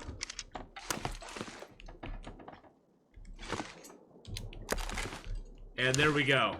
Fishing is not very efficient calorie-wise. Unfortunately, see, the biggest problem with fishing, and I hope they do something with this in the future to Stomp, the problem with fishing is that the fish weighs like 3 kilos, but gives you 1,500 calories. So it's not very efficient to carry it around, because you can carry around a piece of moose meat that has 1,100 calories and only weighs 1 kilo. So the moose meat has almost as much, and we got lots of water. It has almost as much calories as a fish and weighs 3 times less than a fish. Fishing can be good late in the game if you're running low on oil. If you want oil for your lanterns or oil to make torches, it's very good for getting oil late in the game. Unfortunately, it's not very good for like actual survival. You know, you can do it if you're in a pinch and you really need food, but I found a lot of times I'll spend so much time fishing that I'll basically break even. I'll be getting about as much fish as I expend in calories to catch the fish. Until your fishing is really high. Surrounded by snow.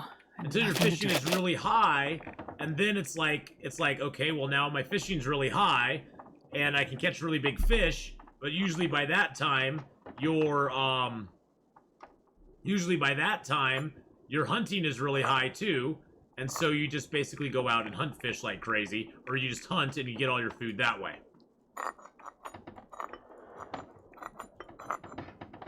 I don't really need those because I got lots of stuff. I'm going to take my matches.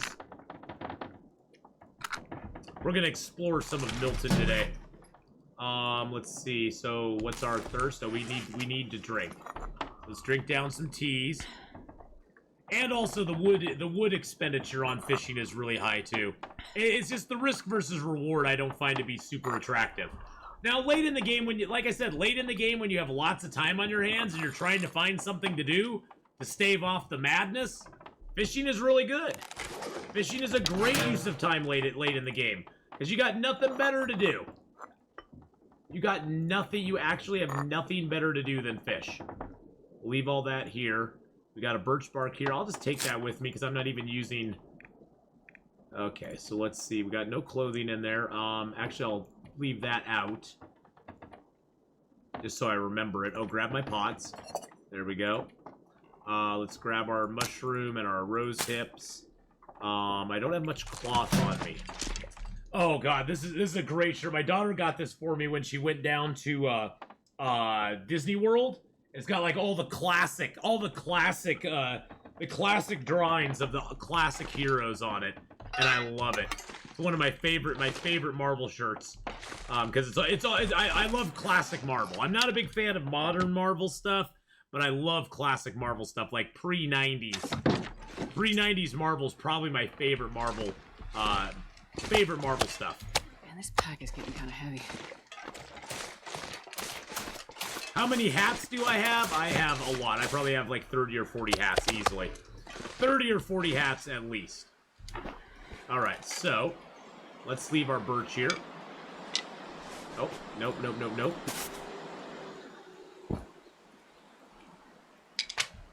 We'll come back and make some arrows when we need them. I'm going to grab the guts out of here. That'll be my hide drawer. This will be my gut drawer. But I have a lot of hats. I love hats. Probably because I'm going a little bald on top, you know what I'm saying? Thank you for the posture check there. Probably because I'm going a little bald on the top, so I like my hats. I'm trying to find a good encyclopedia book type on Marvel characters for my nephew. Oh, God. They actually have a Marvel encyclopedia. I don't know. It actually details, like,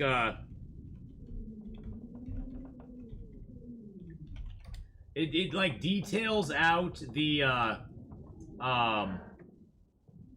Oh, here it is right here. I'll show it to you.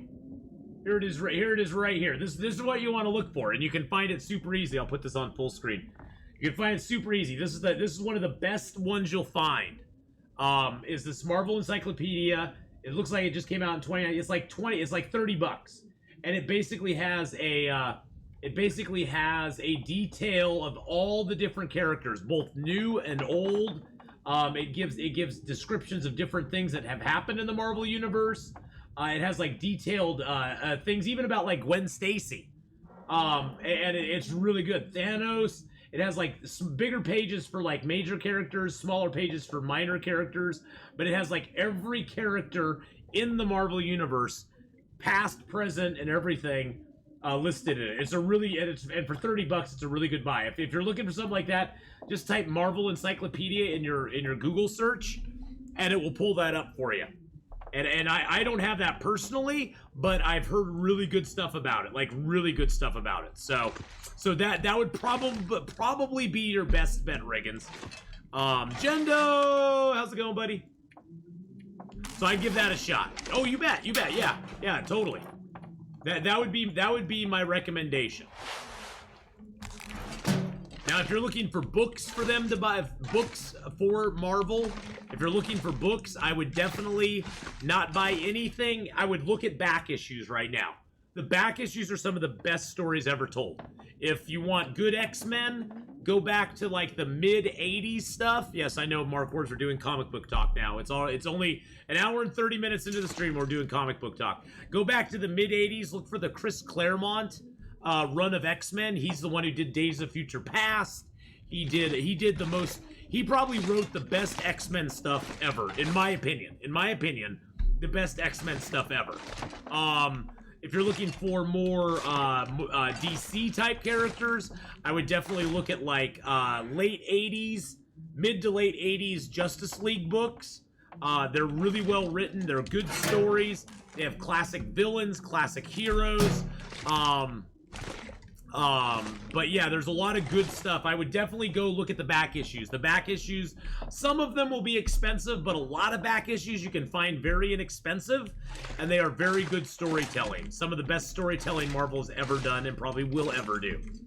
Like I said, I'm not a big fan of modern Marvel. It's just not my heroes. It's not the guys that I grew up with anymore. So definitely go check out that. But yeah, definitely the Marvel Encyclopedia for you, Riggins, will definitely give you probably the best stuff you're gonna find.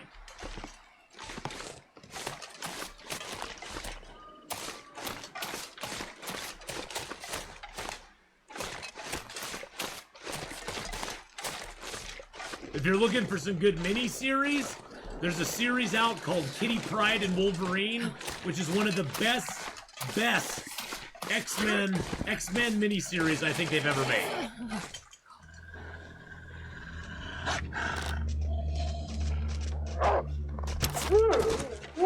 I don't think Superman is the worst, but he's definitely OP. Superman is OP as all get out. It's one of those where over the years they've made Superman even more OP than he already was. But yeah, Superman is OP. It's hard to find villains to fight Superman. Did I say I hate being cold? Because I really do.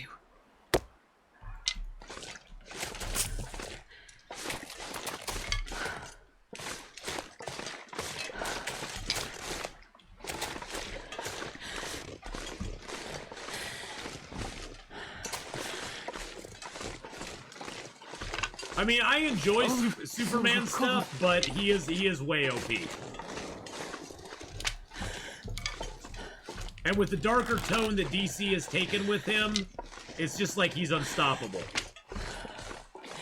Where back in the day, Superman, yes, he was OP, but he had a morality about him that kept him not only humble, but also like basically almost kind of afraid to use his powers a little bit.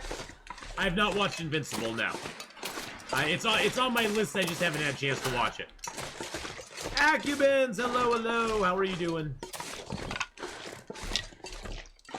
I did watch Jupiter. Is it Jupiter Rising? Jupiter's Legacy. I forget what. I think it's called Jupiter's Legacy. That was really good. That was actually a really decent little Netflix series.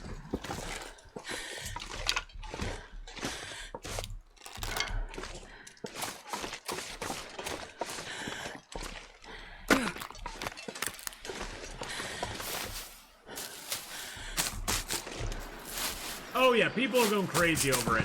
People are going nuts over it. I hear about it all the time. It's supposed to be really good. Supposed to be really good. I'm doing good, Acubins. I'm doing really well. Could we get a shout out for Acubins and channel? If one of my mods is here, if they could shout out Acubins, I'd really appreciate it. Acubins, boys and girls, is a Korean streamer who also streams Long Dark, and she's really, really awesome. So please go give Acubins' channel a follow, and check her out sometime when she's on. There we go. Go check her out sometime when she's on. She's really amazing. So,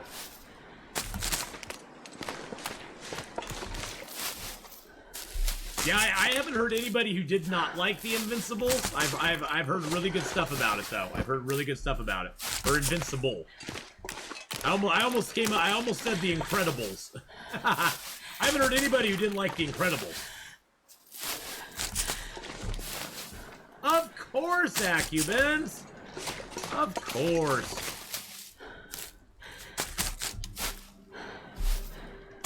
One thing too, Riggins, is that comic books went through a huge change in the 90s. Before the 90s, comic books were more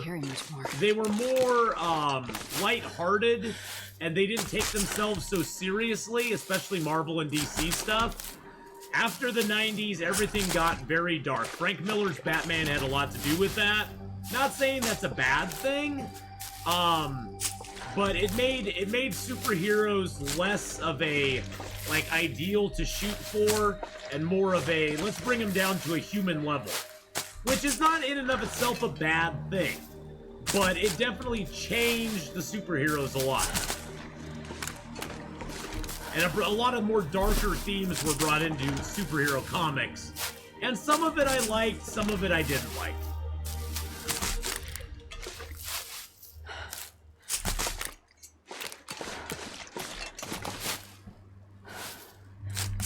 Hey, Millers! Hey, how you doing? Hello, hello.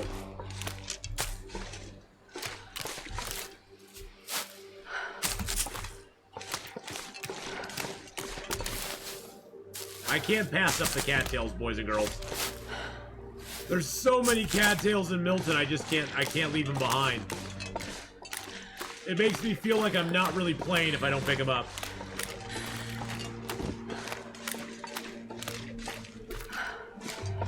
Who would win between Batman and Flash? Well, in the comics. Well, let me solve this for you right now, Tristan. In every instance, Batman versus whoever, Batman. Your safe money is always on Batman. If the fight is known beforehand, the safe bet is on Batman. Because Batman is like, he's playing chess and everybody else is playing checkers. Batman is one of the few characters in the Marvel universe or in the DC universe with no powers whatsoever. And even godlike creatures like Darkseid are worried about Batman because they don't know what he may have up his sleeve. They know what Superman has up his sleeve. Lots of power and a big punch and laser eyes and all that. But they never know what Batman may have prepared for the situation. Bat nipples. He does have bat nipples, yes. He could have those. He could use the bat nipples from Batman and Robin against you. That's a very realistic thing. My nephew's been obsessed since he was 3. Now he's older. He wants to know everything about all the heroes. Well, that Marvel Encyclopedia will give him a wealth of knowledge, Riggins hair. Oh yeah, in a prepared situation, Batman is virtually unbeatable. I don't care who you are.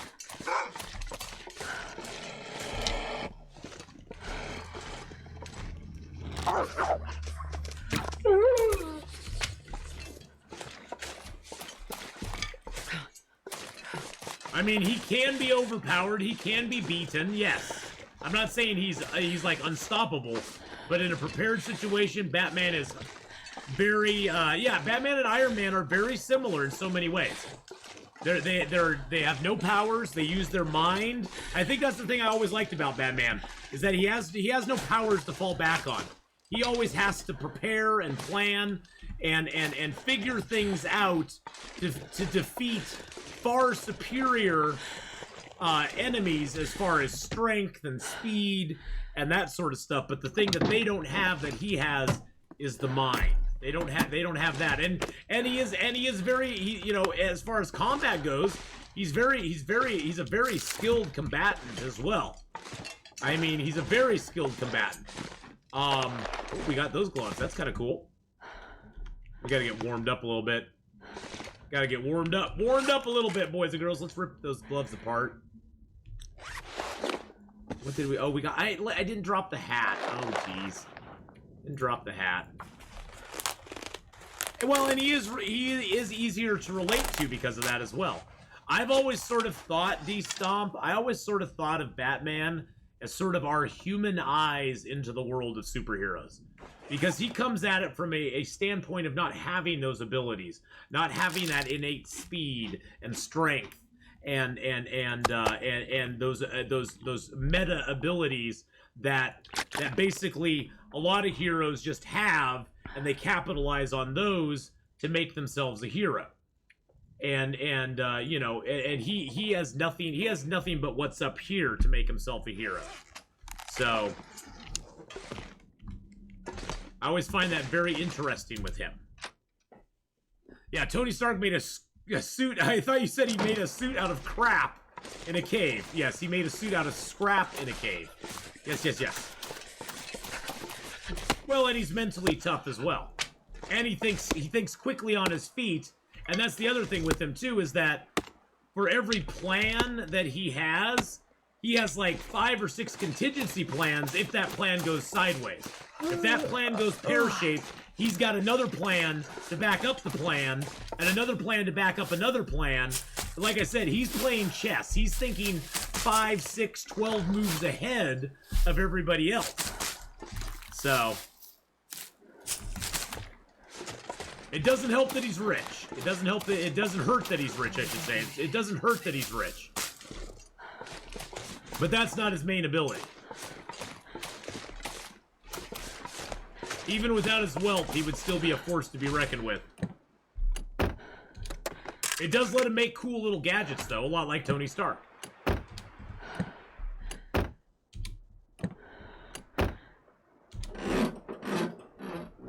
Wait. I'm so cold, I'm warming up a bit. No sleep till... Dun-dun. No sleep till Grey Mother's house. Hey, Jenna Becca, hello. Being rich is kind of a superpower.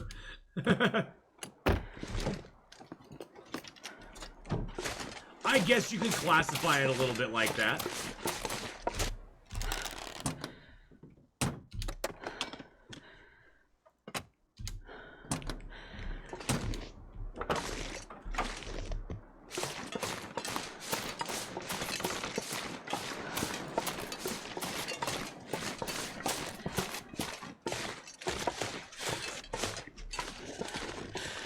But some baddies could go back in time and kill Bruce as a baby or kill his mom before he was conceived.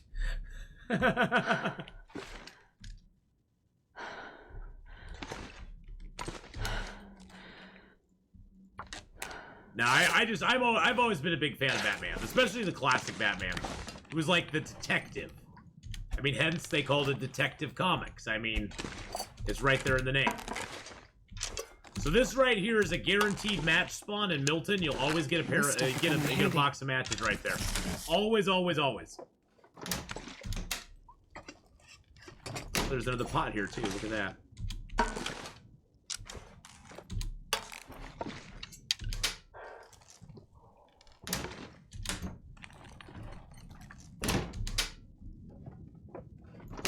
I think the main difference between Iron Man and Batman, in a way too, is that Iron Man has a lot of ego, where Batman prefers to work from the shadows. He keeps his ego in check, whereas Iron Man sort of like, he's very comfortable with his power, and his ego is very big. And I think that's one thing that attracts me to Iron Man, or to Batman over Iron Man, is that Batman generally shows a lot more humility in a way. As far as like, this is what I do, and this, I do it very well, but I'm not Flash inside. I'm more substance than Flash in a lot of ways. Whereas Iron Man is more Flash than substance in some ways. Well, that's true too, as Iron Man makes his own stuff, and Batman has his made by his minions.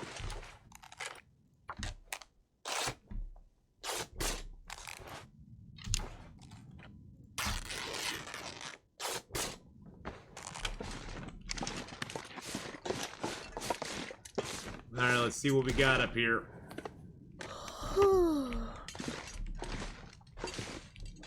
Just regular jeans.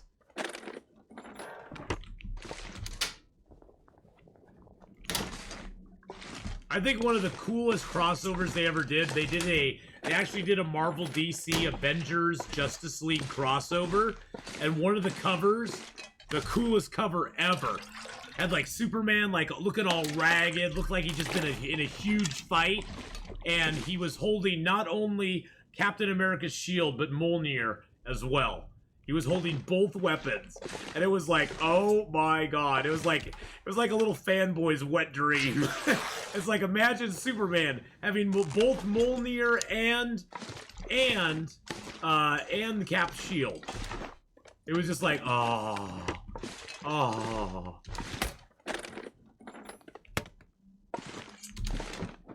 DC would destroy Marvel. They both have their strengths and weaknesses. They both have their strengths and weaknesses. I mean, Thor technically is kind of on par with Superman in a lot of ways. He doesn't have the laser eyes, but he has the lightning. And the biggest weakness that Superman has, one of the biggest weaknesses that Superman has, and he would have it against Thor, is that Superman can be hurt by magic. And what is Thor but magic? I mean, Thor is magic. I mean, Mjolnir is magic. And so that sort of levels the playing field in a lot of ways between those two characters. So.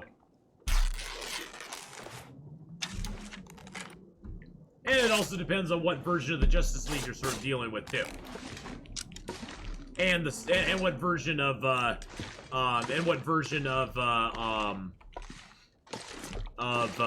Avengers are dealing with, because both the Avengers and Justice League have had tons and tons of different characters populate their ranks over the years. Some of them more, some of them less powerful. So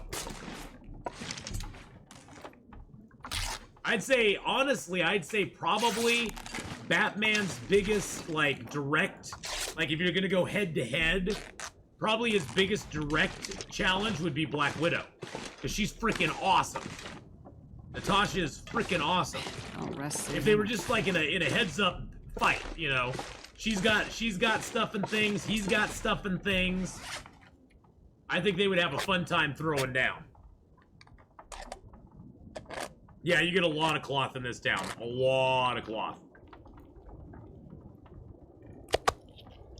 Well, the Scarlet Witch is way too powerful, in my opinion. She's way OP. I mean, heck, in House of M, she basically eliminated all mutants from the entire planet. With a single word. All mutants except for, like, a small, tiny minority of mutants. I mean, talk about OP. She's way OP.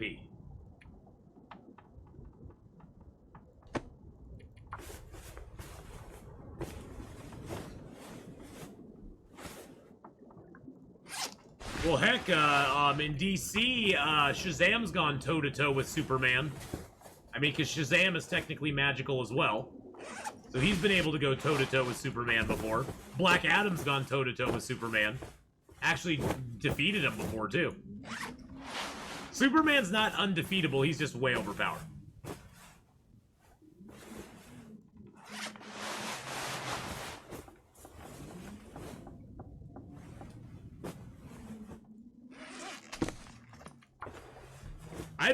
The one thing I don't like about the Marvel movies, I don't like the Hulk. I don't like the Hulk in control. The Hulk in control just bothers me. He's already OP as heck when he's strong. Can stop but, hey, Artham, thank you so much for the follow there. Kind of sucks Black Widow's been pushed back so much, it's really lost my interest in being a movie I want to see. Well, that's more COVID-related than anything, unfortunately. I mean, if they had had their way, the Black Widow movie would have come out, like, right after the events of Avengers Endgame, and it would have been like, a cool homage to a character that they killed off during Avengers Endgame. Sorry, spoilers.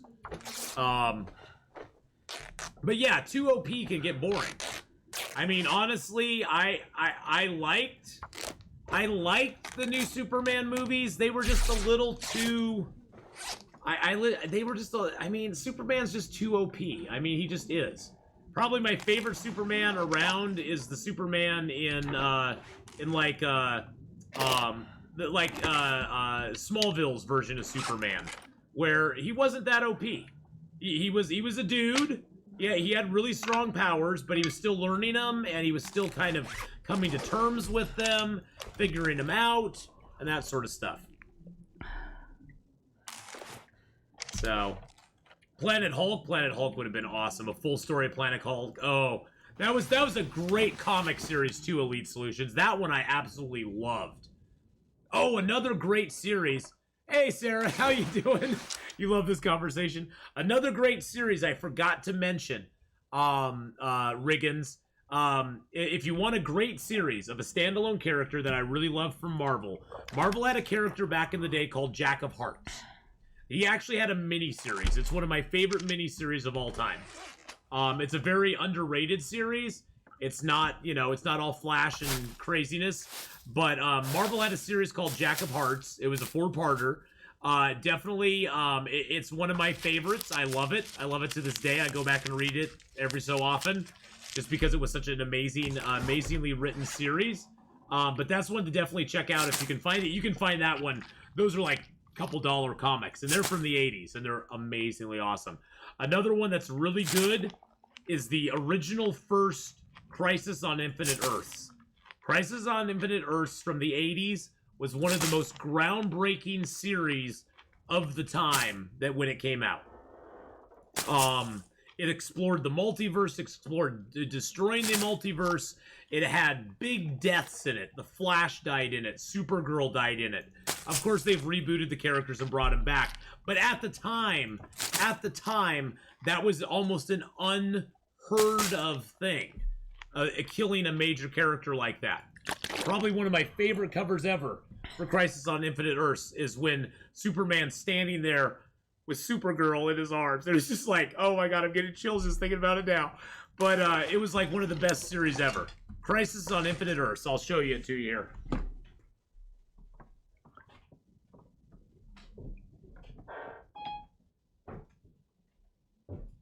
Ugh.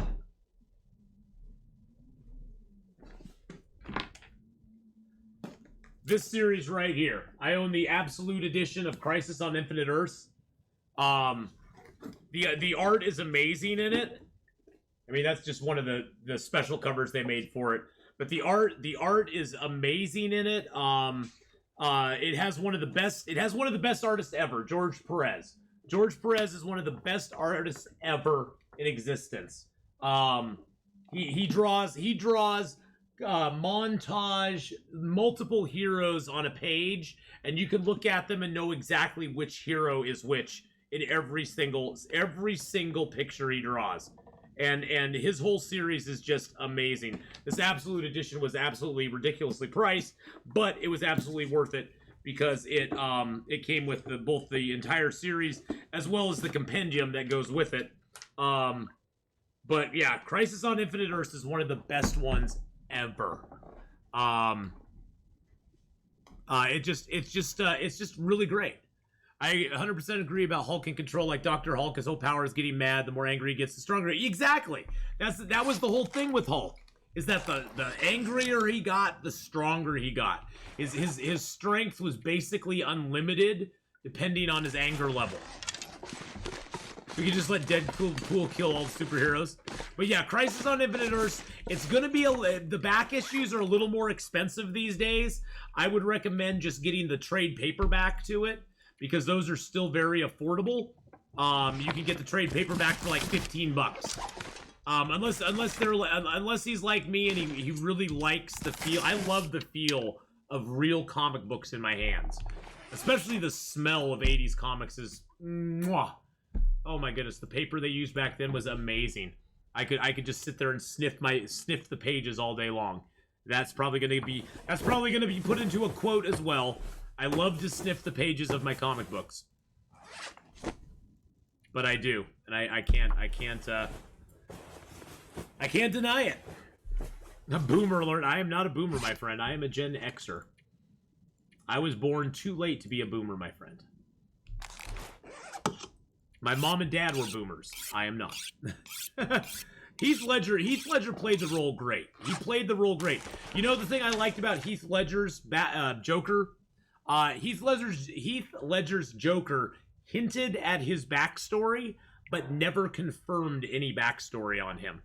I don't want the Joker to have a backstory. I don't want him to be humanized in that way. I like the Joker as a pure villain that is kind of mysterious, has that enigma about him, who's always at odds with Batman, and always causing trouble, and never seems to be quite put down. I like that aspect of it. Not every hero or villain needs a backstory. They don't all need origin stories. Some of them just can be. Atheenon comic sniffer, first of his name. That's sort of me, yeah. But yeah, Crisis on Infinite Earths, for the time when that was released, it was groundbreaking. Never before had they done something that monumental that changed the entire way the entire comic verse existed in DC. It brought together the golden age of DC. It brought that together with the modern age of DC. It changed a lot of the fundamental things in DC, and it just was great. It was great storytelling. It was amazing storytelling. It was also one of the first times I ever had seen, like, you know how these days most comic books cross over with comic books all the time. Other comic books, they step out of their own comic book to be involved in, you know, Wolverine will appear in X-Men, but he's also in his own book, or, you know, the Avengers will guest star in X-Men or something like that.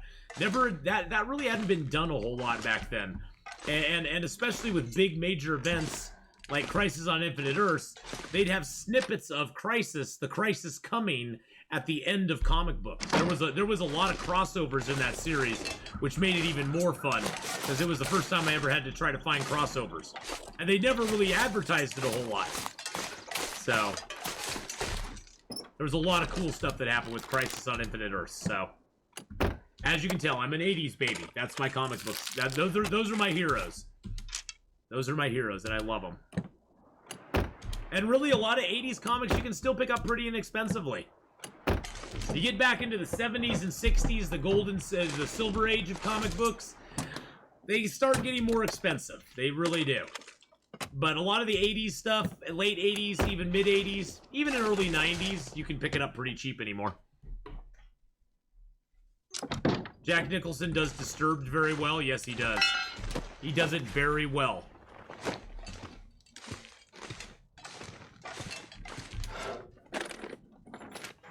Oh, Mark Hamill voiced the Joker so well.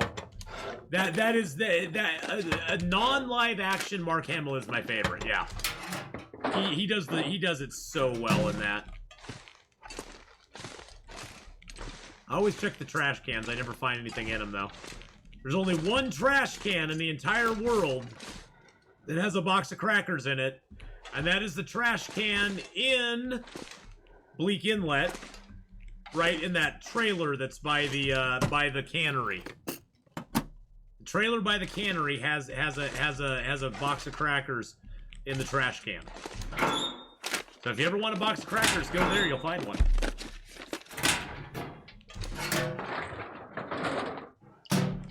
I have not heard that. No, I'll have to go look that up. Why so serious? Bleak Inlet, well renowned for its trash can crackers.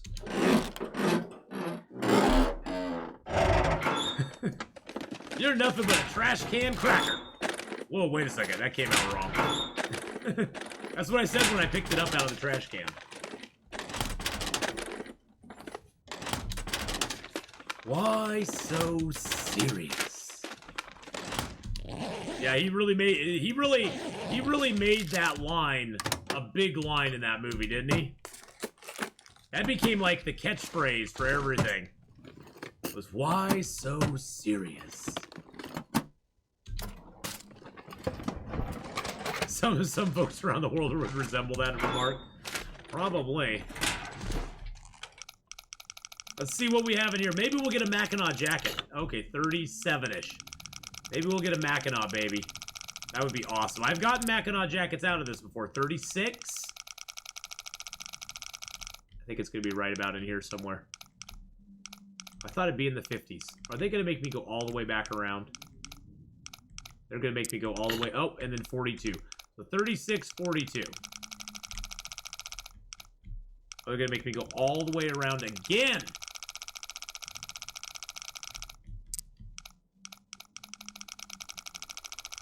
It's one way or the other. It's always like really far away, or it's really like you don't have to go very far. Probably the last number's like 50 or something.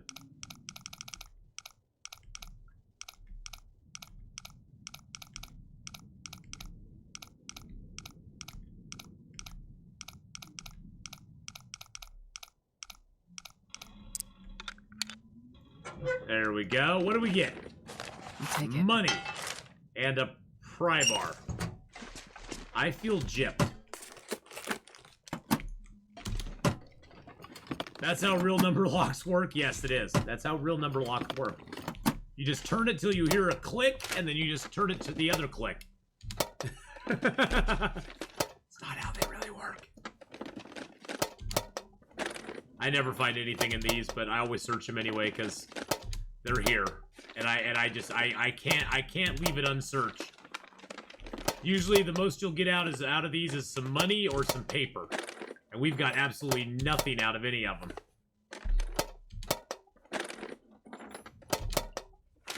Lingerie and wolf meat is what kept me warm in long dark. What? What? Lingerie and wolf meat? How does that go together?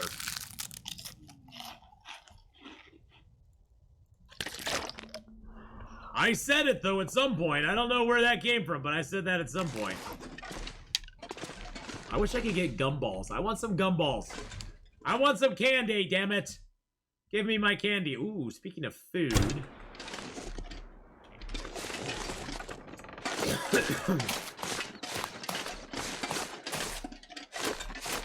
Speaking of food, I need to go put my freshly out for eating.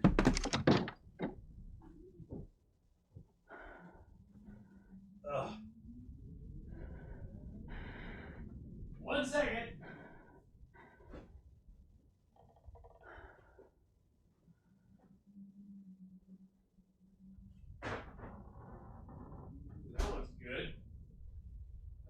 Nice. All right. Dinner tonight is going to be on Freshly, boys and girls. We're going to be doing a Freshly dinner of protein-packed chicken parm with mozzarella and garlicky broccoli. Yum. Yum. Garlicky broccoli. It's going to be awesome. Well, we have to get warmed up a little bit, so. If I take a bathroom break, I'll do that. But yeah, I'm not gonna pause it just for running and grabbing my food. Scruffy Nerdburger with a 21-month resub! Woo!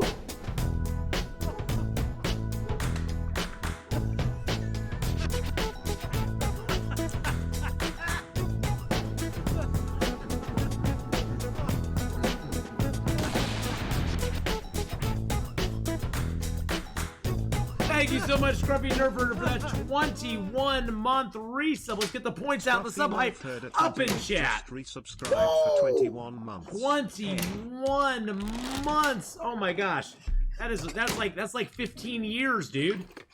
That's like 15 years, Scruffy Nerdburger. Thank you so much for using your Twitch Prime, nonetheless, on me.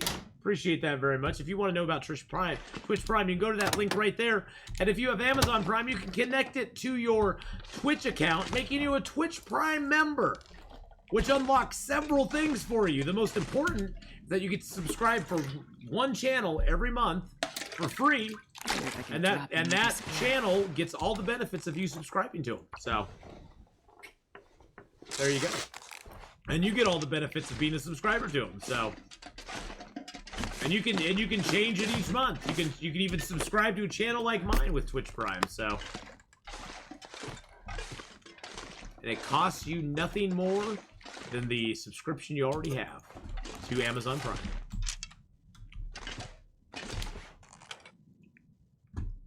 Oops, there we go.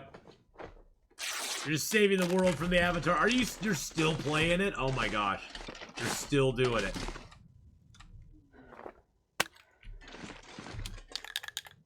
My house is a very, very, very fine house with a dude on the wall.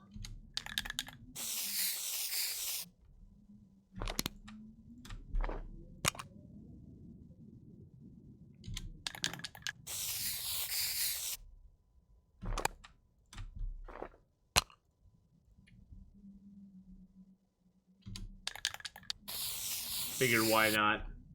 Could have some fun. We have a little bit of fun today. It's XCOM, baby. Yeah, it's XCOM. All right. Hey, Heart of Jen, how you doing? Hello, everyone. Thanks for the gift sub, Shepard. From some days ago, I was working on something and didn't notice it. Well, you are now subbed, my friend. Congratulations. Welcome to the Aspect.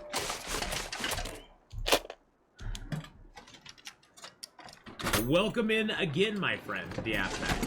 How you doing? How you doing today, Heart of Jan? I hope you're having a good one. Life is treating you well. Things are going good.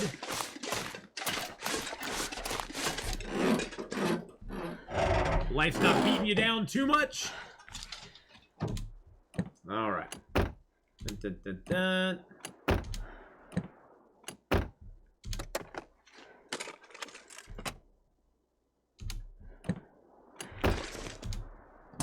We're just looting up Milton right now. Finding all the things and stuff.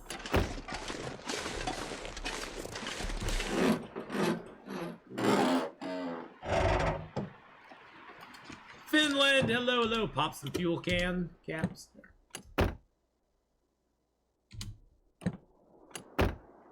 Sure, everything is fine. Oh, okay. Hey, thank you for the bear apocalypse there, Duke. There's no bear around here.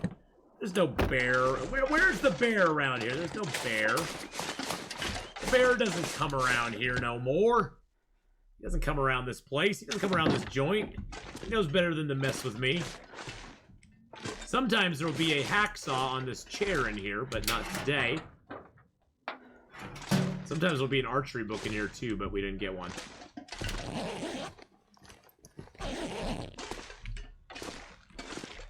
This place doesn't usually have much stuff in it. Bear wanted to change the scenery from the bridge. He doesn't get a change of scenery. He does not get a change. He gets no say in it. He gets no say in where he goes. He's locked in a perpetual walk up the bridge. That's where he gets to go. Yeah, some books. Whoopity-doo. Open fridges. No big deal. It's not a nap. No, it was not a nap. Poor bear, roam free. Roam free, Mr. Bear. I left the room, and as I walked in, it looked you searched a gas tank of a car. No, you can't actually search them, Riggins, but you can't open them. You can open up the gas tanks. At one point, there was a rumor they were going to do something with that, but they never have. But you can't actually open the gas cans. Could end up being useful. There's nothing you can do with it, but you can open it up and look at it. Somebody left this place in a mess. Whoa, somebody was having some rather exuberant fun on this bed. I'm not gonna say any more because it is a PG-13 stream, but I know you all were thinking it. I know you all were thinking it. Oh my. Oh my. Oh my. Oh my. Oh my, my. Oh my, my. Oh my. Yeah, it's kind of cool. It's been in the game for actually a long period of time. It's been a long time since they put that in. I don't know if you can do it on trucks. I don't think trucks have a gas cap. Nah, but the cars do. You can open it, there's just nothing you can do with it. Molotovs to hurl at critters. That would be too OP, Nocturnal Druid. Imagine a bear comes up to you and you just huck a Molotov in its face. And the bear, then the bear would be like, he'd do that whining thing, you know, where he runs away and he whines. Now, these pry bars, eventually, if you have too many pry bars, you can always break them down for, I believe, 2 pieces of metal per pry bar. So if you're at a forge, or if you're going to a forge, pry bars make great metal. Yeah, 2 pieces of scrap per pry bar. So that's pretty cool.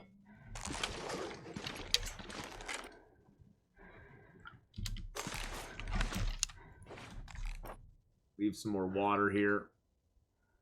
Milton has so much water in the toilets that yeah, you pretty much don't need to make water here in Milton very often because there's so much toilet water to go around.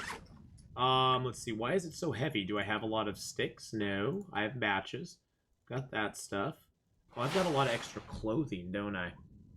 Got some extra clothing items. I'll rip those apart tonight. Oh, I have extra cloth on me, don't I? Yeah, I got 34 cloth. I'm gonna leave some here. There we go. That gets us below weight. Kill and cook the bear at the same time. See, I would think something like that would make the bear actually have less meat on it than if you killed it regular. Thai food's on the way. Woo! Let's hear it for the Thai food.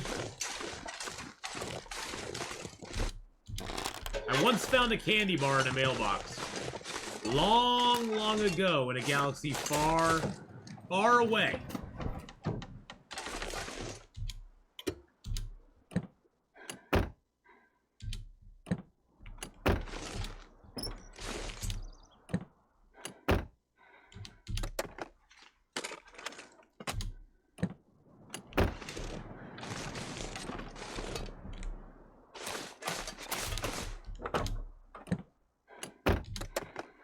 Since I can't put batteries on top of cars anymore, opening up the hood's the next best thing. No, I got excited because it was Star Wars. I did get excited because it was Star Wars. I always get excited because it's Star Wars, and then I just get kind of disappointed sometimes too.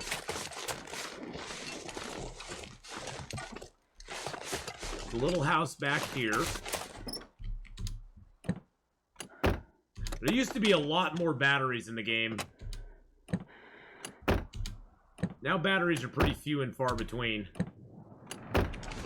Yes, you can check the visors of cars as well, although there's never anything in them. Yep. I heard rumor, Helena, that there used to be like candy bars and stuff that would fall out of the visor, but I personally never experienced that. What do you do with car batteries on Interloper? Absolutely nothing. Absolutely nothing.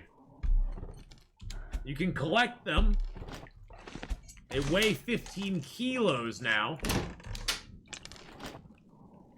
It used to be that you could pick up car batteries, and if you carried them on your cursor to a zone line, and you zoned in without having to click on it, it would automatically put the car battery in your backpack. It was a glitch that you could use to put car batteries in your backpack, and they only weighed 1/4 of a kilo back then. Oh, hey, we got some quality tools. That's a good find. And back then, you could also put them on top of cars to protect yourself from aliens. If you put a car battery on top of your car, I can guarantee you would never get abducted by aliens. You can get the lead out of them if you want to. There's not much point in getting the lead out of them, but you can get the lead out of them. I'm not sure I can carry much more. Alright, I think we're going to take a respite here for the night. We got some clothing to break down. Hey, if you want to flex, you can build a statue of him on top of Timberwolf. That's something you could do too, yeah. You could do that. Well, thank you so much, Elena. I hope you're having a good day. Thank you for popping by the stream and hanging out for a little while. I appreciate it. Artham, but how are you doing, my friend? I hope you're doing good as well. Like seeing new faces. I love seeing old faces. I love seeing new faces too, though. Brad Hood, how you doing tonight, buddy? Hope you're having a good one. I have hats for all occasions, though.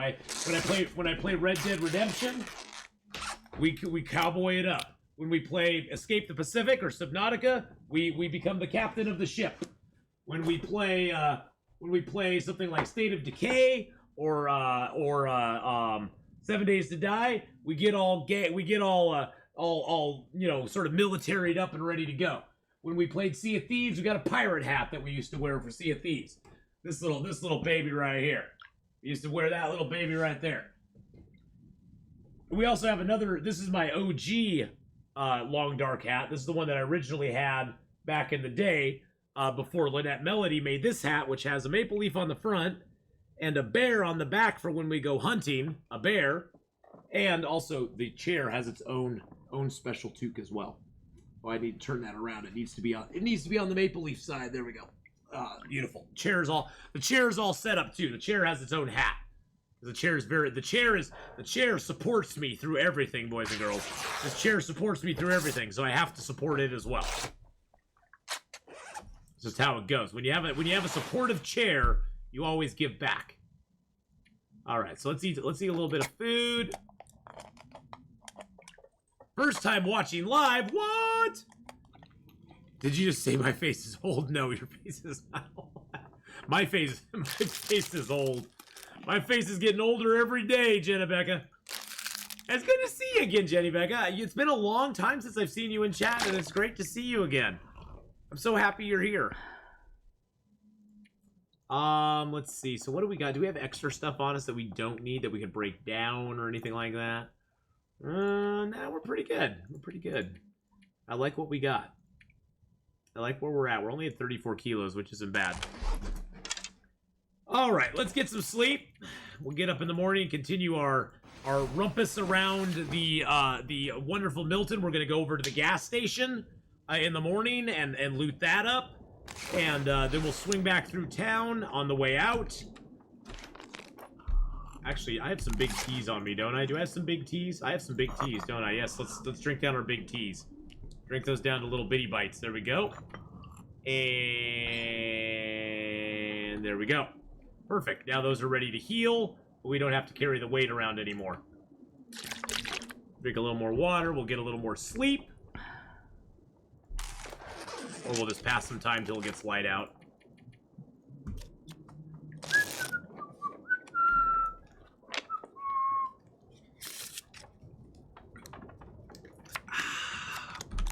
There we go. Let's sleep it off. Sleep the last little bit here. All right, there we go. New day is dawn. We're on day 51. We've now lived 49 days. We've got our carcass harvesting and cooking to 5. We got fire starting at 3. Mending is well past halfway to 3. Archery is about a third of the way into 4. So we're getting close to Archery 5, which is awesome. Archery 5 is amazing at level 5. Archery 5 is amazing because you can crouch while you're firing, which is great. Baked out cooking 5 fast. Oh, well, I killed a bear and I micro harvested the bear. We made a lot of bear sliders, so I did the micro harvest on one bear to get it up there. The other trick early game is cook every tea, coffee, rosehip tea, mushroom tea, all the herbal teas. Cook all the teas you can because each one gives you a skill up. And any found coffee, like we found this cup of coffee. We did not make this. We found it in an oven. If you find a cup of coffee, if you heat that cup of coffee up and then you pick it up, you get a cooking skill up for it. It's a little known thing that you can do to boost your cooking skill. So teas are very important, especially in Interloper, because once you get cooking 5, the whole entire world becomes your oyster. You can eat wolves and bears with no repercussions whatsoever.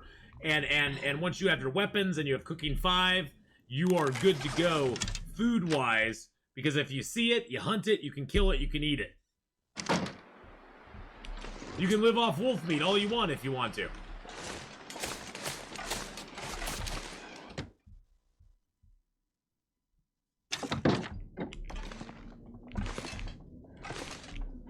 Do I make it a priority to summon early game? Nah, not anymore. If I was to make any place a priority early game, Riggins, I would make Hush River Valley a priority early game. After you get your tools, I would bust butt to Hush River Valley as quick as you can, and get it looted up. Unfortunately, on Interloper, the summit is not. The summit is amazing on every other level of gameplay. Every other level of gameplay, you will get an incredible amount of loot. You'll get tools, you'll get tool kits, you'll get lanterns, you'll get clothing, you'll get a gun, you'll get ammunition, all sorts of good stuff at the summit. On Interloper, you get a few pieces of clothing, you get a fire starter and a flare gun with 8 shots in it. That's about the biggest reason to go there is the flare gun. But the rest of the loot at the summit is rather uninspiring. Hush River Valley has some of the best loot in the game. In Hush River Valley, you are guaranteed to get a Mackinac jacket. You're guaranteed to get a pair of combat pants and a head wrap. You get a bedroll, a hacksaw, a heavy hammer, and you get a whole bunch of other... You get matches and a whole bunch of other stuff in Hush River Valley early game. And even late game, you'll get those items there. You just have to know how to maneuver around. Destomp, have a great one, my friend. Just to let you know, Destomp, on the weekends, I start my stream at 9 a.m. Pacific Standard Time, which is approximately, what, 9 hours? Let's see, 9, 10, 11, 12. About 9 hours before right now. So I start my streams really early on the weekends for my European viewers. We start on Saturday with Long Dark every time. And then on Sunday, we do Long Dark with Stream Loots to start the stream. And we start at 9 a.m. on Sundays as well. So, come on by on a Saturday or Sunday, and you'll be here when you're not, like, half asleep at 3 a.m. in the morning. But I appreciate you being here as late as you are. I mean, for it being 3:30 in the morning over there, I appreciate you being there. But yes, the weekends, I always stream earlier than the weekdays because I don't have to go to my job on the weekends. I always have the weekends off. What day do I aim to get to Hush River Valley by? You know, a lot of it is very circumstantial too, Riggins. Depending on the kind of loot that you get in the game, because drop any of this gear. Excuse me, because most of the loot in the game is very RNG. Depending on the loot you get, you may not need to go to Hush River Valley. If you get to a place before day 60, most of the stuff will still be there. We got very fortunate on this run. We found our combat pants very early. We found 2 head wraps very early. We found thin wool sweaters very early. The only thing I'm really missing is another pair of wool socks. We found a wool toque, so I'm pretty well geared up to where I need to be. I'm rocking a 22-degree warmth bonus with no clothing from the animals to make coats. 22-degree warmth bonus. I could go through the rest of this game without ever changing my clothing outfits or my clothing gear, and I would be totally fine. The 20 degrees is what you want to get to. That's the goal. That is the goal. But I don't really have a schedule, really. I pretty much do everything situationally. A lot of it depends on where you spawn, what kind of loot you find, and how your makeup goes as far as, like, getting a hacksaw really early in a game can really help you. Because you can get birch and maple harvested super early in the game and have it curing while you go and make a forge run. Not getting a hacksaw early can hinder you as far as, like, you don't have the luxury of having that early birch and maple in the game. I need to make sure I've looted all this. I looted all this, right? Okay, I looted all that. If you don't get an early hacksaw, then you're kind of stuck not having birch and maple curing early in the game. I also, early in the game, I usually loot and harvest as many of the deer skins as I possibly can, as well as kill probably anywhere from 5 to 8 rabbits and have their skins and guts curing. And that way, when I come back from the forge run, I'm ready to make rabbit skin hat and gloves, deer skin pants and boots, and basically have my arrow stuff all ready to go. So I usually try to come back from a forge run and basically be able to gear myself up for the rest of the game. Prepared for anything. And that's usually my goal. Is I like to have all that stuff kind of ready to go, so that forge run is sort of the tipping point to getting the rest of the run manageable and not be like hurting on clothing and stuff like that. So, and like Markwar said, a lot of it is very situational. I mean, I've had runs where everything has gone peachy keen and really good, and then I've had runs where things have been really bad. So, well, and that's one thing too that you really want to really concentrate on in any interloper you're playing. No, not BK. Well, didn't Markwar say? Oh, it is BK who said that. I'm sorry, BK. I referred to you as Markwar. I'm sorry. I'm sorry about that. In any game of Interloper you play, period, you want to concentrate on where the cattail spawns are. Cattails are the most important survival food you will get in the game. They will make your run go from 10, 11 days to 30, 40 days like that. Because you don't have to worry about food. It's very light, it never rots, it doesn't attract any sort of predators. It was not an insult, I just felt bad that I called you by the wrong name. So cattails are a very important thing in Interloper. They will carry your game over the hump. Because a lot of times people will be like, so when do you try to get well fed? And I'm like, I try to have well fed from day one. If I try to make it so I never, ever, ever starve in the game. I think well fed was one of the best additions to this game they have ever made. It basically, it's one of those additions where they encourage you, they don't ban you, they don't give you a penalty for starving, but they encourage you to stay well fed. They encourage you to keep that well-fed bone, to keep yourself fed throughout the game, so that you have a benefit, you have a direct benefit from it, which is really good. Because we had discussed something like where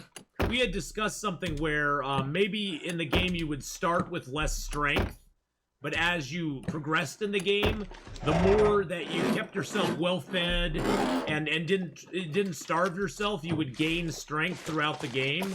Well, the well-fed bonus sort of works like that. If you keep yourself well-fed, you're stronger. You can carry more weight. you have a little bit more life, a little bit more health. So they definitely took some of that to heart and made that change accordingly. And I think they did it in a brilliant way. Because like I said, there's no penalty for starving yourself other than, you know, you lose some, oh, we got the hacksaw here. Lucky day. Ah, lucky day. Other than, you know, you lose some health because of it, but you can manage that. So there's no real downside to starving, but there's a big upside to not starving. A big upside to not starving. And I like that they added that into the game. I think that was a great addition to the game. Ooh, two boxes of crackers! Because crackers don't matter, boys and girls. They just don't matter.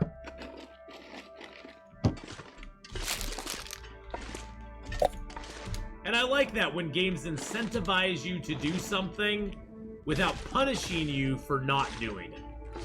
I really am a big believer in that. Incentives are always good in games. To punish somebody for playing it their own way, though, always feels rather cheap to me. It's like a cheap way to basically tell the player what they should do. And I've always been a player that I don't like being told what to do.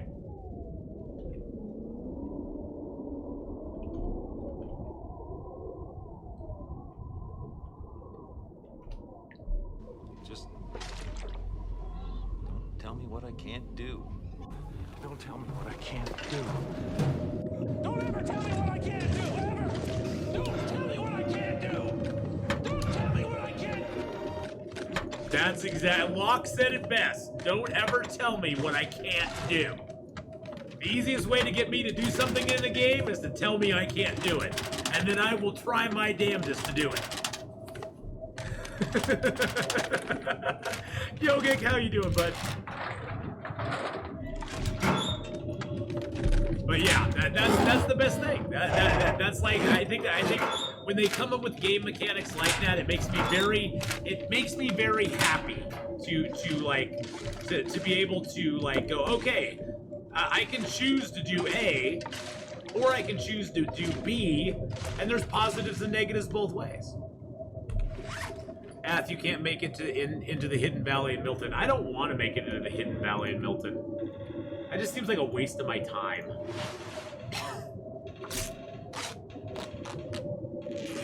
I have no desire to make it into the Hidden Valley. I have a feeling that Hidden Valley is going to become unhidden here very soon anyway. I really truly do. I think the Hidden Valley is going to become a lot less hidden when they finally release the next chapter. That's my opinion.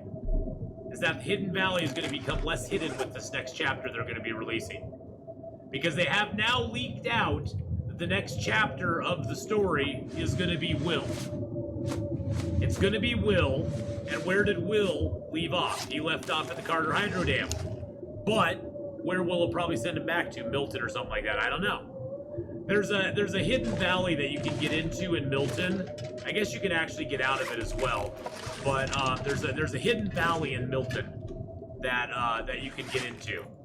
It has like a truck. It doesn't have like a truck crash down at the bottom of it or something. Like a truck at the bottom of it, something like that.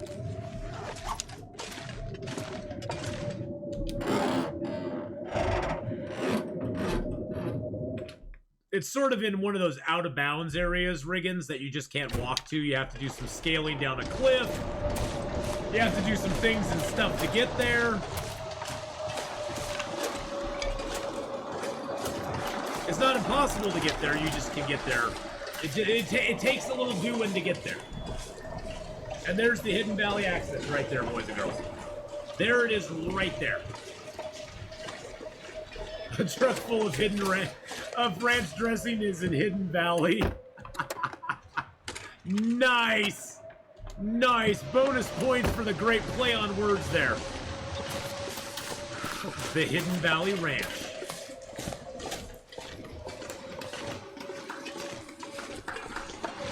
Well played, sir. Well played.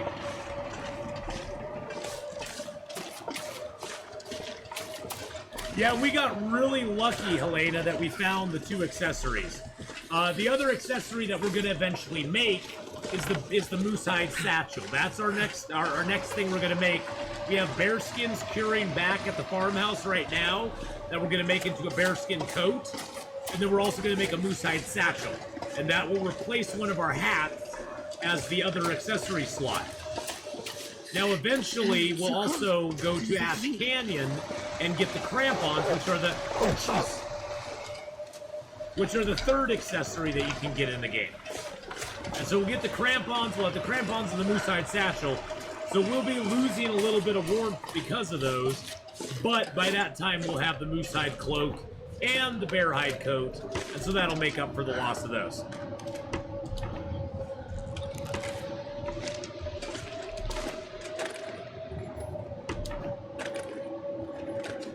Wow, it's only negative 15 in here. It used to be very cold in this place. Not so much anymore. Nice thing about this place, though, it has a stove. So if you ever get really cold, you can just I'm not build a gonna be fire. able to carry this load for much longer.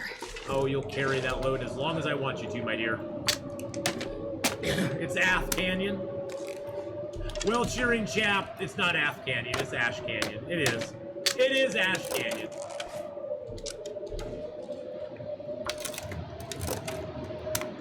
Alright, let's build a little fire, boys and girls. Why not?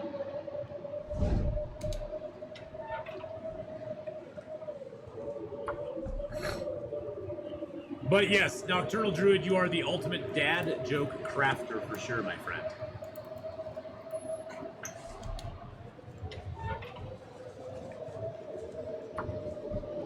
You can watch the blizzard from inside here, yeah.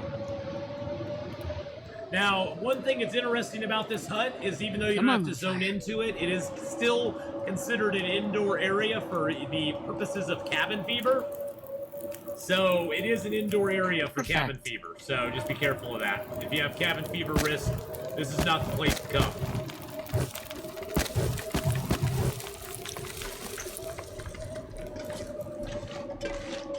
But we can stand over here and watch the blizzard. Watch the blizzard rage outside. We can make a phone call if the phones still work, you know? But they don't.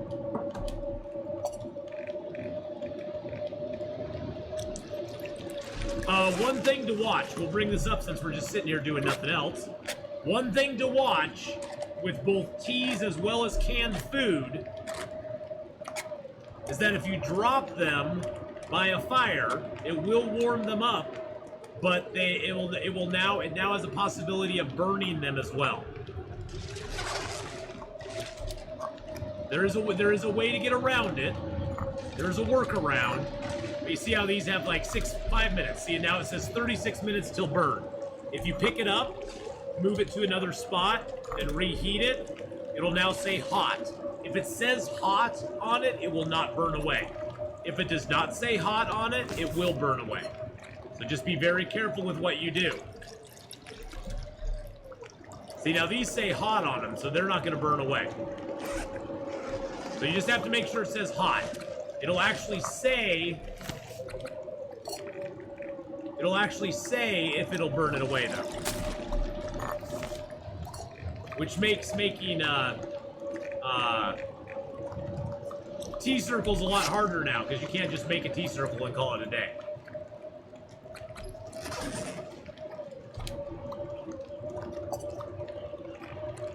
Currently have more viewers than the entirety of Tekken 7 esports. Now, Tekken 7's an older game, and, you know, I'm sure it's a good game. I'm not saying it's a bad game, but it's a little older, probably, and, you know, we got a lot of loyal Long Dark viewers, so.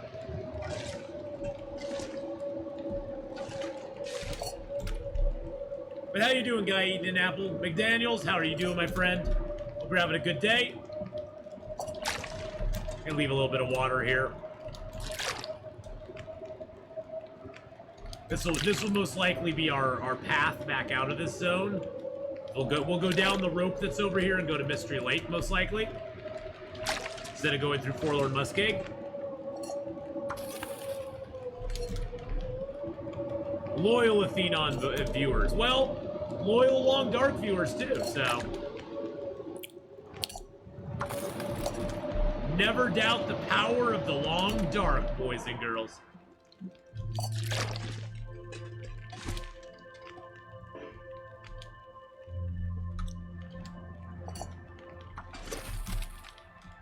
The long dark is powerful, my friends.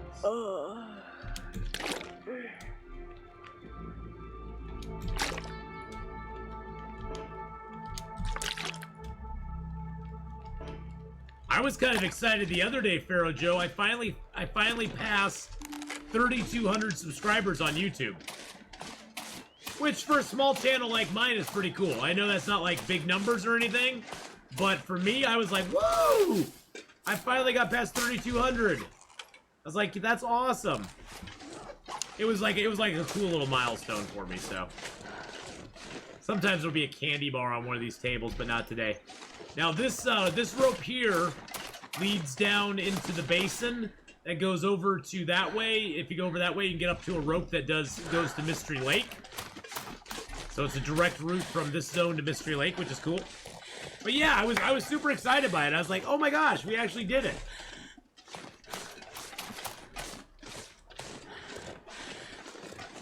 Long Dark Esports with the bow. Where we 360 no scope each other in Long Dark Esports. I can't be far behind.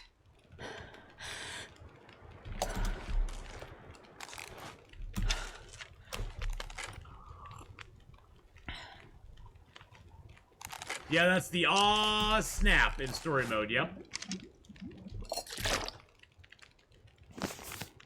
Grab a couple torches. Whenever you have a fire that you just don't want to keep going, just grab torches out of it. You can break them down into sticks. It gives you something to do and gives you a few sticks back.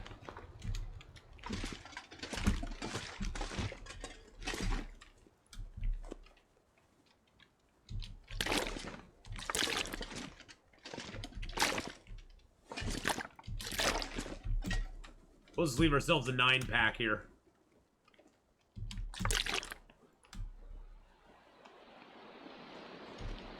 There we go.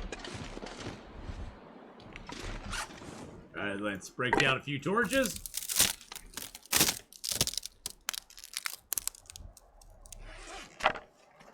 Just watch, but nothing's there. Yeah, nothing's there, yeah.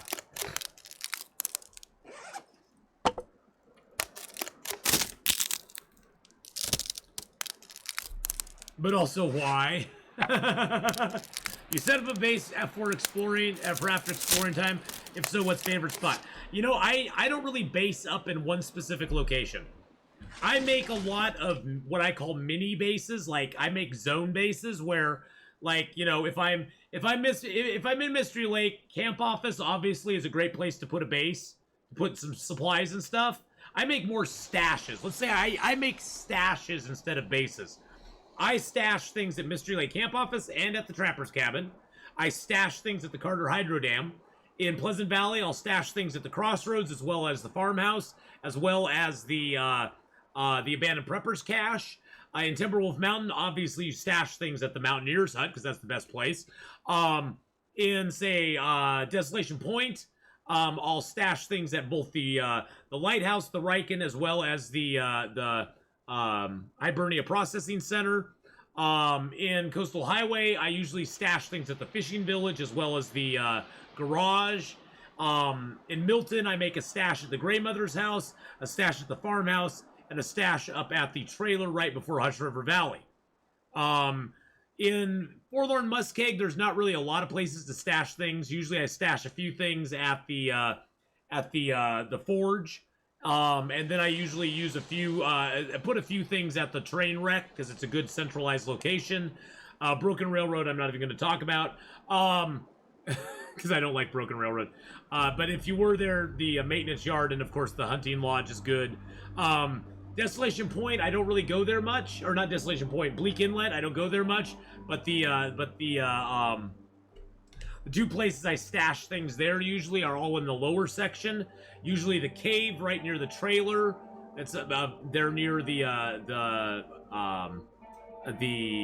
cannery, and then of course the cannery. But yeah, I usually make like little stashes of stuff. I don't really base up anywhere, because for me the game is all about moving and exploring all the time. I don't like sitting in one place for a long period of time. It just isn't it's not my gameplay style. if I was said to have a main base, it'd be the Carter Hydro Dam. The main reason being that the Carter Hydro Dam sits sort of central to all of the major locations. From the Carter Hydro Dam, you can go out this way, you can go up this way, you can come out this way. And so by putting a lot of gear there, hides, guts, matches, water, food, you can travel between the 3 major areas of the map, and you always can stop, repair things, gather up a few more matches, and that sort of stuff. So it's a very nice centralized area that you can pass through on a lot of different trips. And so that's probably my main base in the game if I have one, but it generally is not somewhere I just hang out for long periods of time, if that makes sense. That's a very long answer to a very easy question, but I made it long just because it makes more, it just, in my head, it needs to be explained a little bit. Sorry for the super long answer there. Well, that's why, Riggins, I'm a strong advocate for Interloper having gun parts. Having some way to actually craft an improvised weapon only at the cannery in Bleak Inlet. If think about it. If they allowed us to have guns spawn in Interloper, but none of them are working, they're all broken in one way or the other, and then we'd have to harvest those guns and get gun parts from them, and then take those gun parts to Bleak Inlet, and we could actually craft a gun. Not only would it allow us to craft a gun, but from the little bit of dusting sulfur and stump remover that we find, and the few batteries we find, we could actually craft ammunition in Bleak Inlet as well. It'd be very hard to get. It would not be an early game thing. It'd be a late game solution. It'd be a late game goal to do. But we could actually craft an improvised firearm at the Bleak Inlet Cannery and actually craft the ammunition at the Bleak Inlet Cannery. And it would be very hard to do. You need to find probably at least like 5 guns to get the pieces to make a gun, an improvised weapon. And then the only place you could ever fix it was at the cannery. I think that would be really, really awesome. I think that'd be really, really awesome. It'd give long-term Interloper players a goal to you know, sort of an end game type goal to get to. Because right now in Interloper, there is no real reason to go to Bleak Inlet. Other than just to, you know, torture yourself and have some fun, there's not like an actual reason to go there. There's no loot that is unique to that zone. There's nothing there that is unique to it that you can't get easier and without having to face Timberwolves in other places in the game. So, that would be really, that would just make, I think, the whole experience a lot better. The whole experience as a whole would be enhanced by something like that. So anyway, sorry. Sorry that I went, yes, I'm preaching now. I'll get off my soapbox for a second. Luger, how you doing, buddy? Preach it, preach out, preach. I dream of a day where we could make improvised firearms in Bleak Inlet, where we would have a reason to go to the cannery and see Fluffy. I dream of a day that all the firearms in the game would be usable by every level of player. That we would actually have a reason to have a firearms skill in Interloper.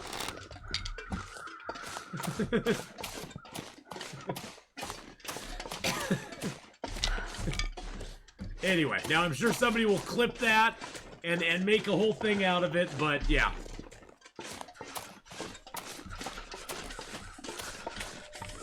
Oh, caves are great. Cave living, late game, Helena, I usually live in caves. Cave living is the best in late game Interloper.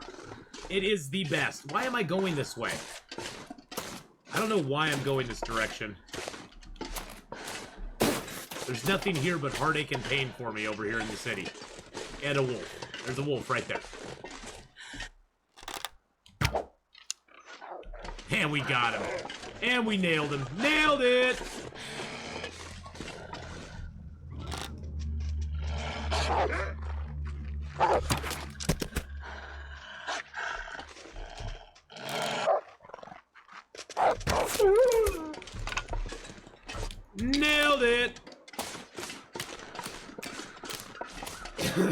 I don't even need these cattails. That's the sad thing.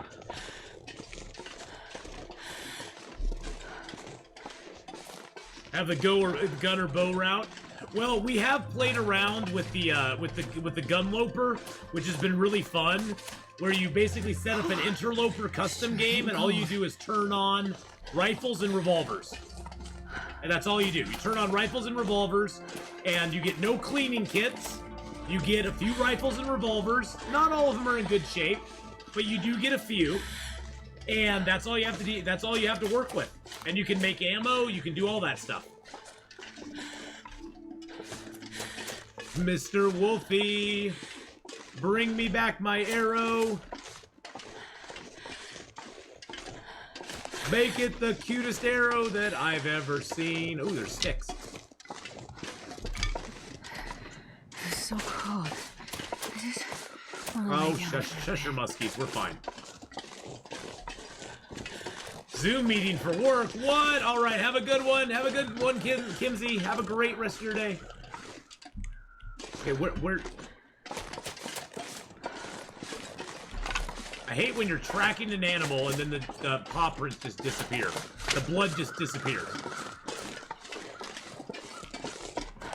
There's no snow coming down. Oh, did the wolf go down here and die? He had to. There's no body. No, there's a body down here. There's a body down there. Dag nabbit, Mr. Wolf, where did you go? You dirty, rotten scoundrel.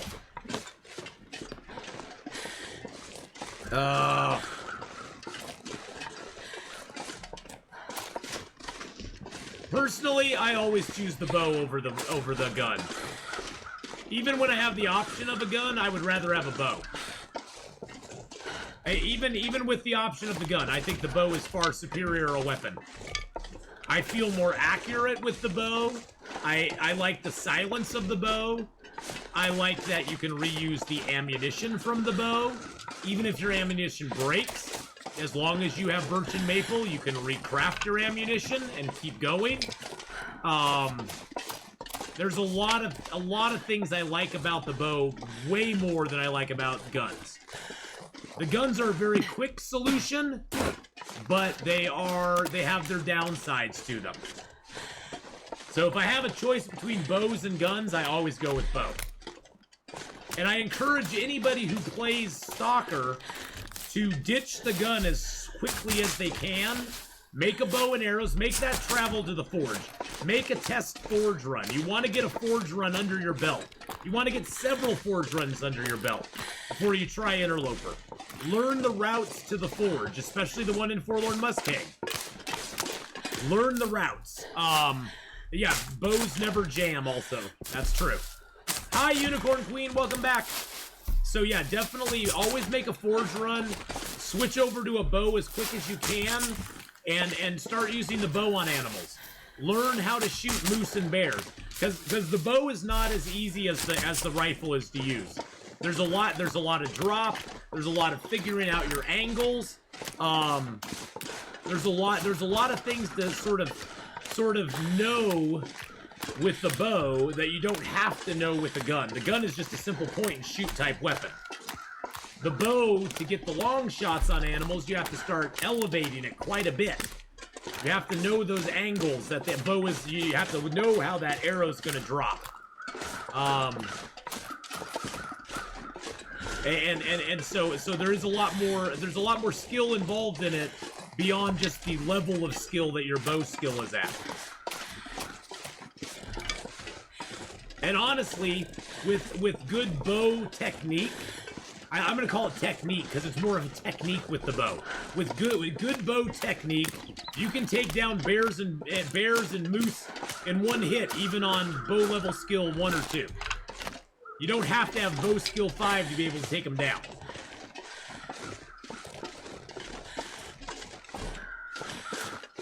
Ooh, there's a wolfie over here somewhere. I heard him a-howling. Oh, is that him? I think I saw him over the hill there. Nope, that was a stump. That was a stump wolf over there. I thought that dark gray was a stump. It was a wolf, and it was just a stump wolf.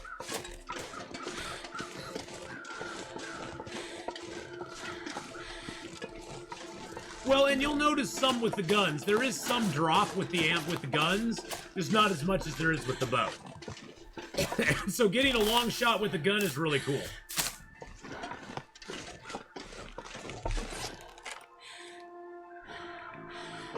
We'll leave that here.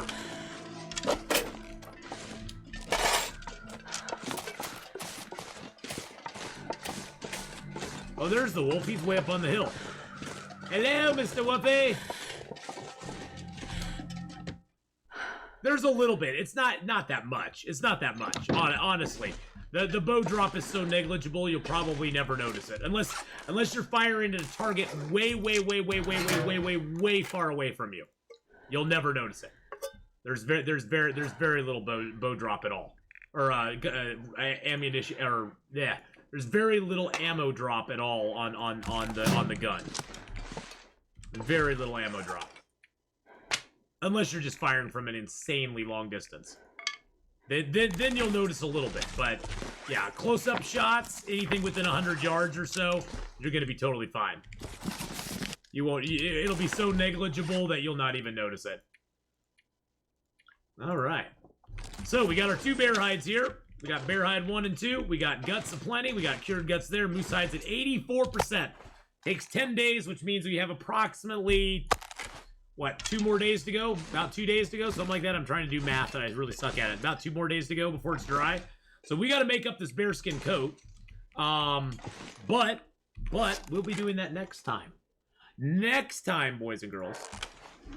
We'll be doing that next time on this character. So, because right now we're going to do a little shift change. We're going to be playing a little bit of I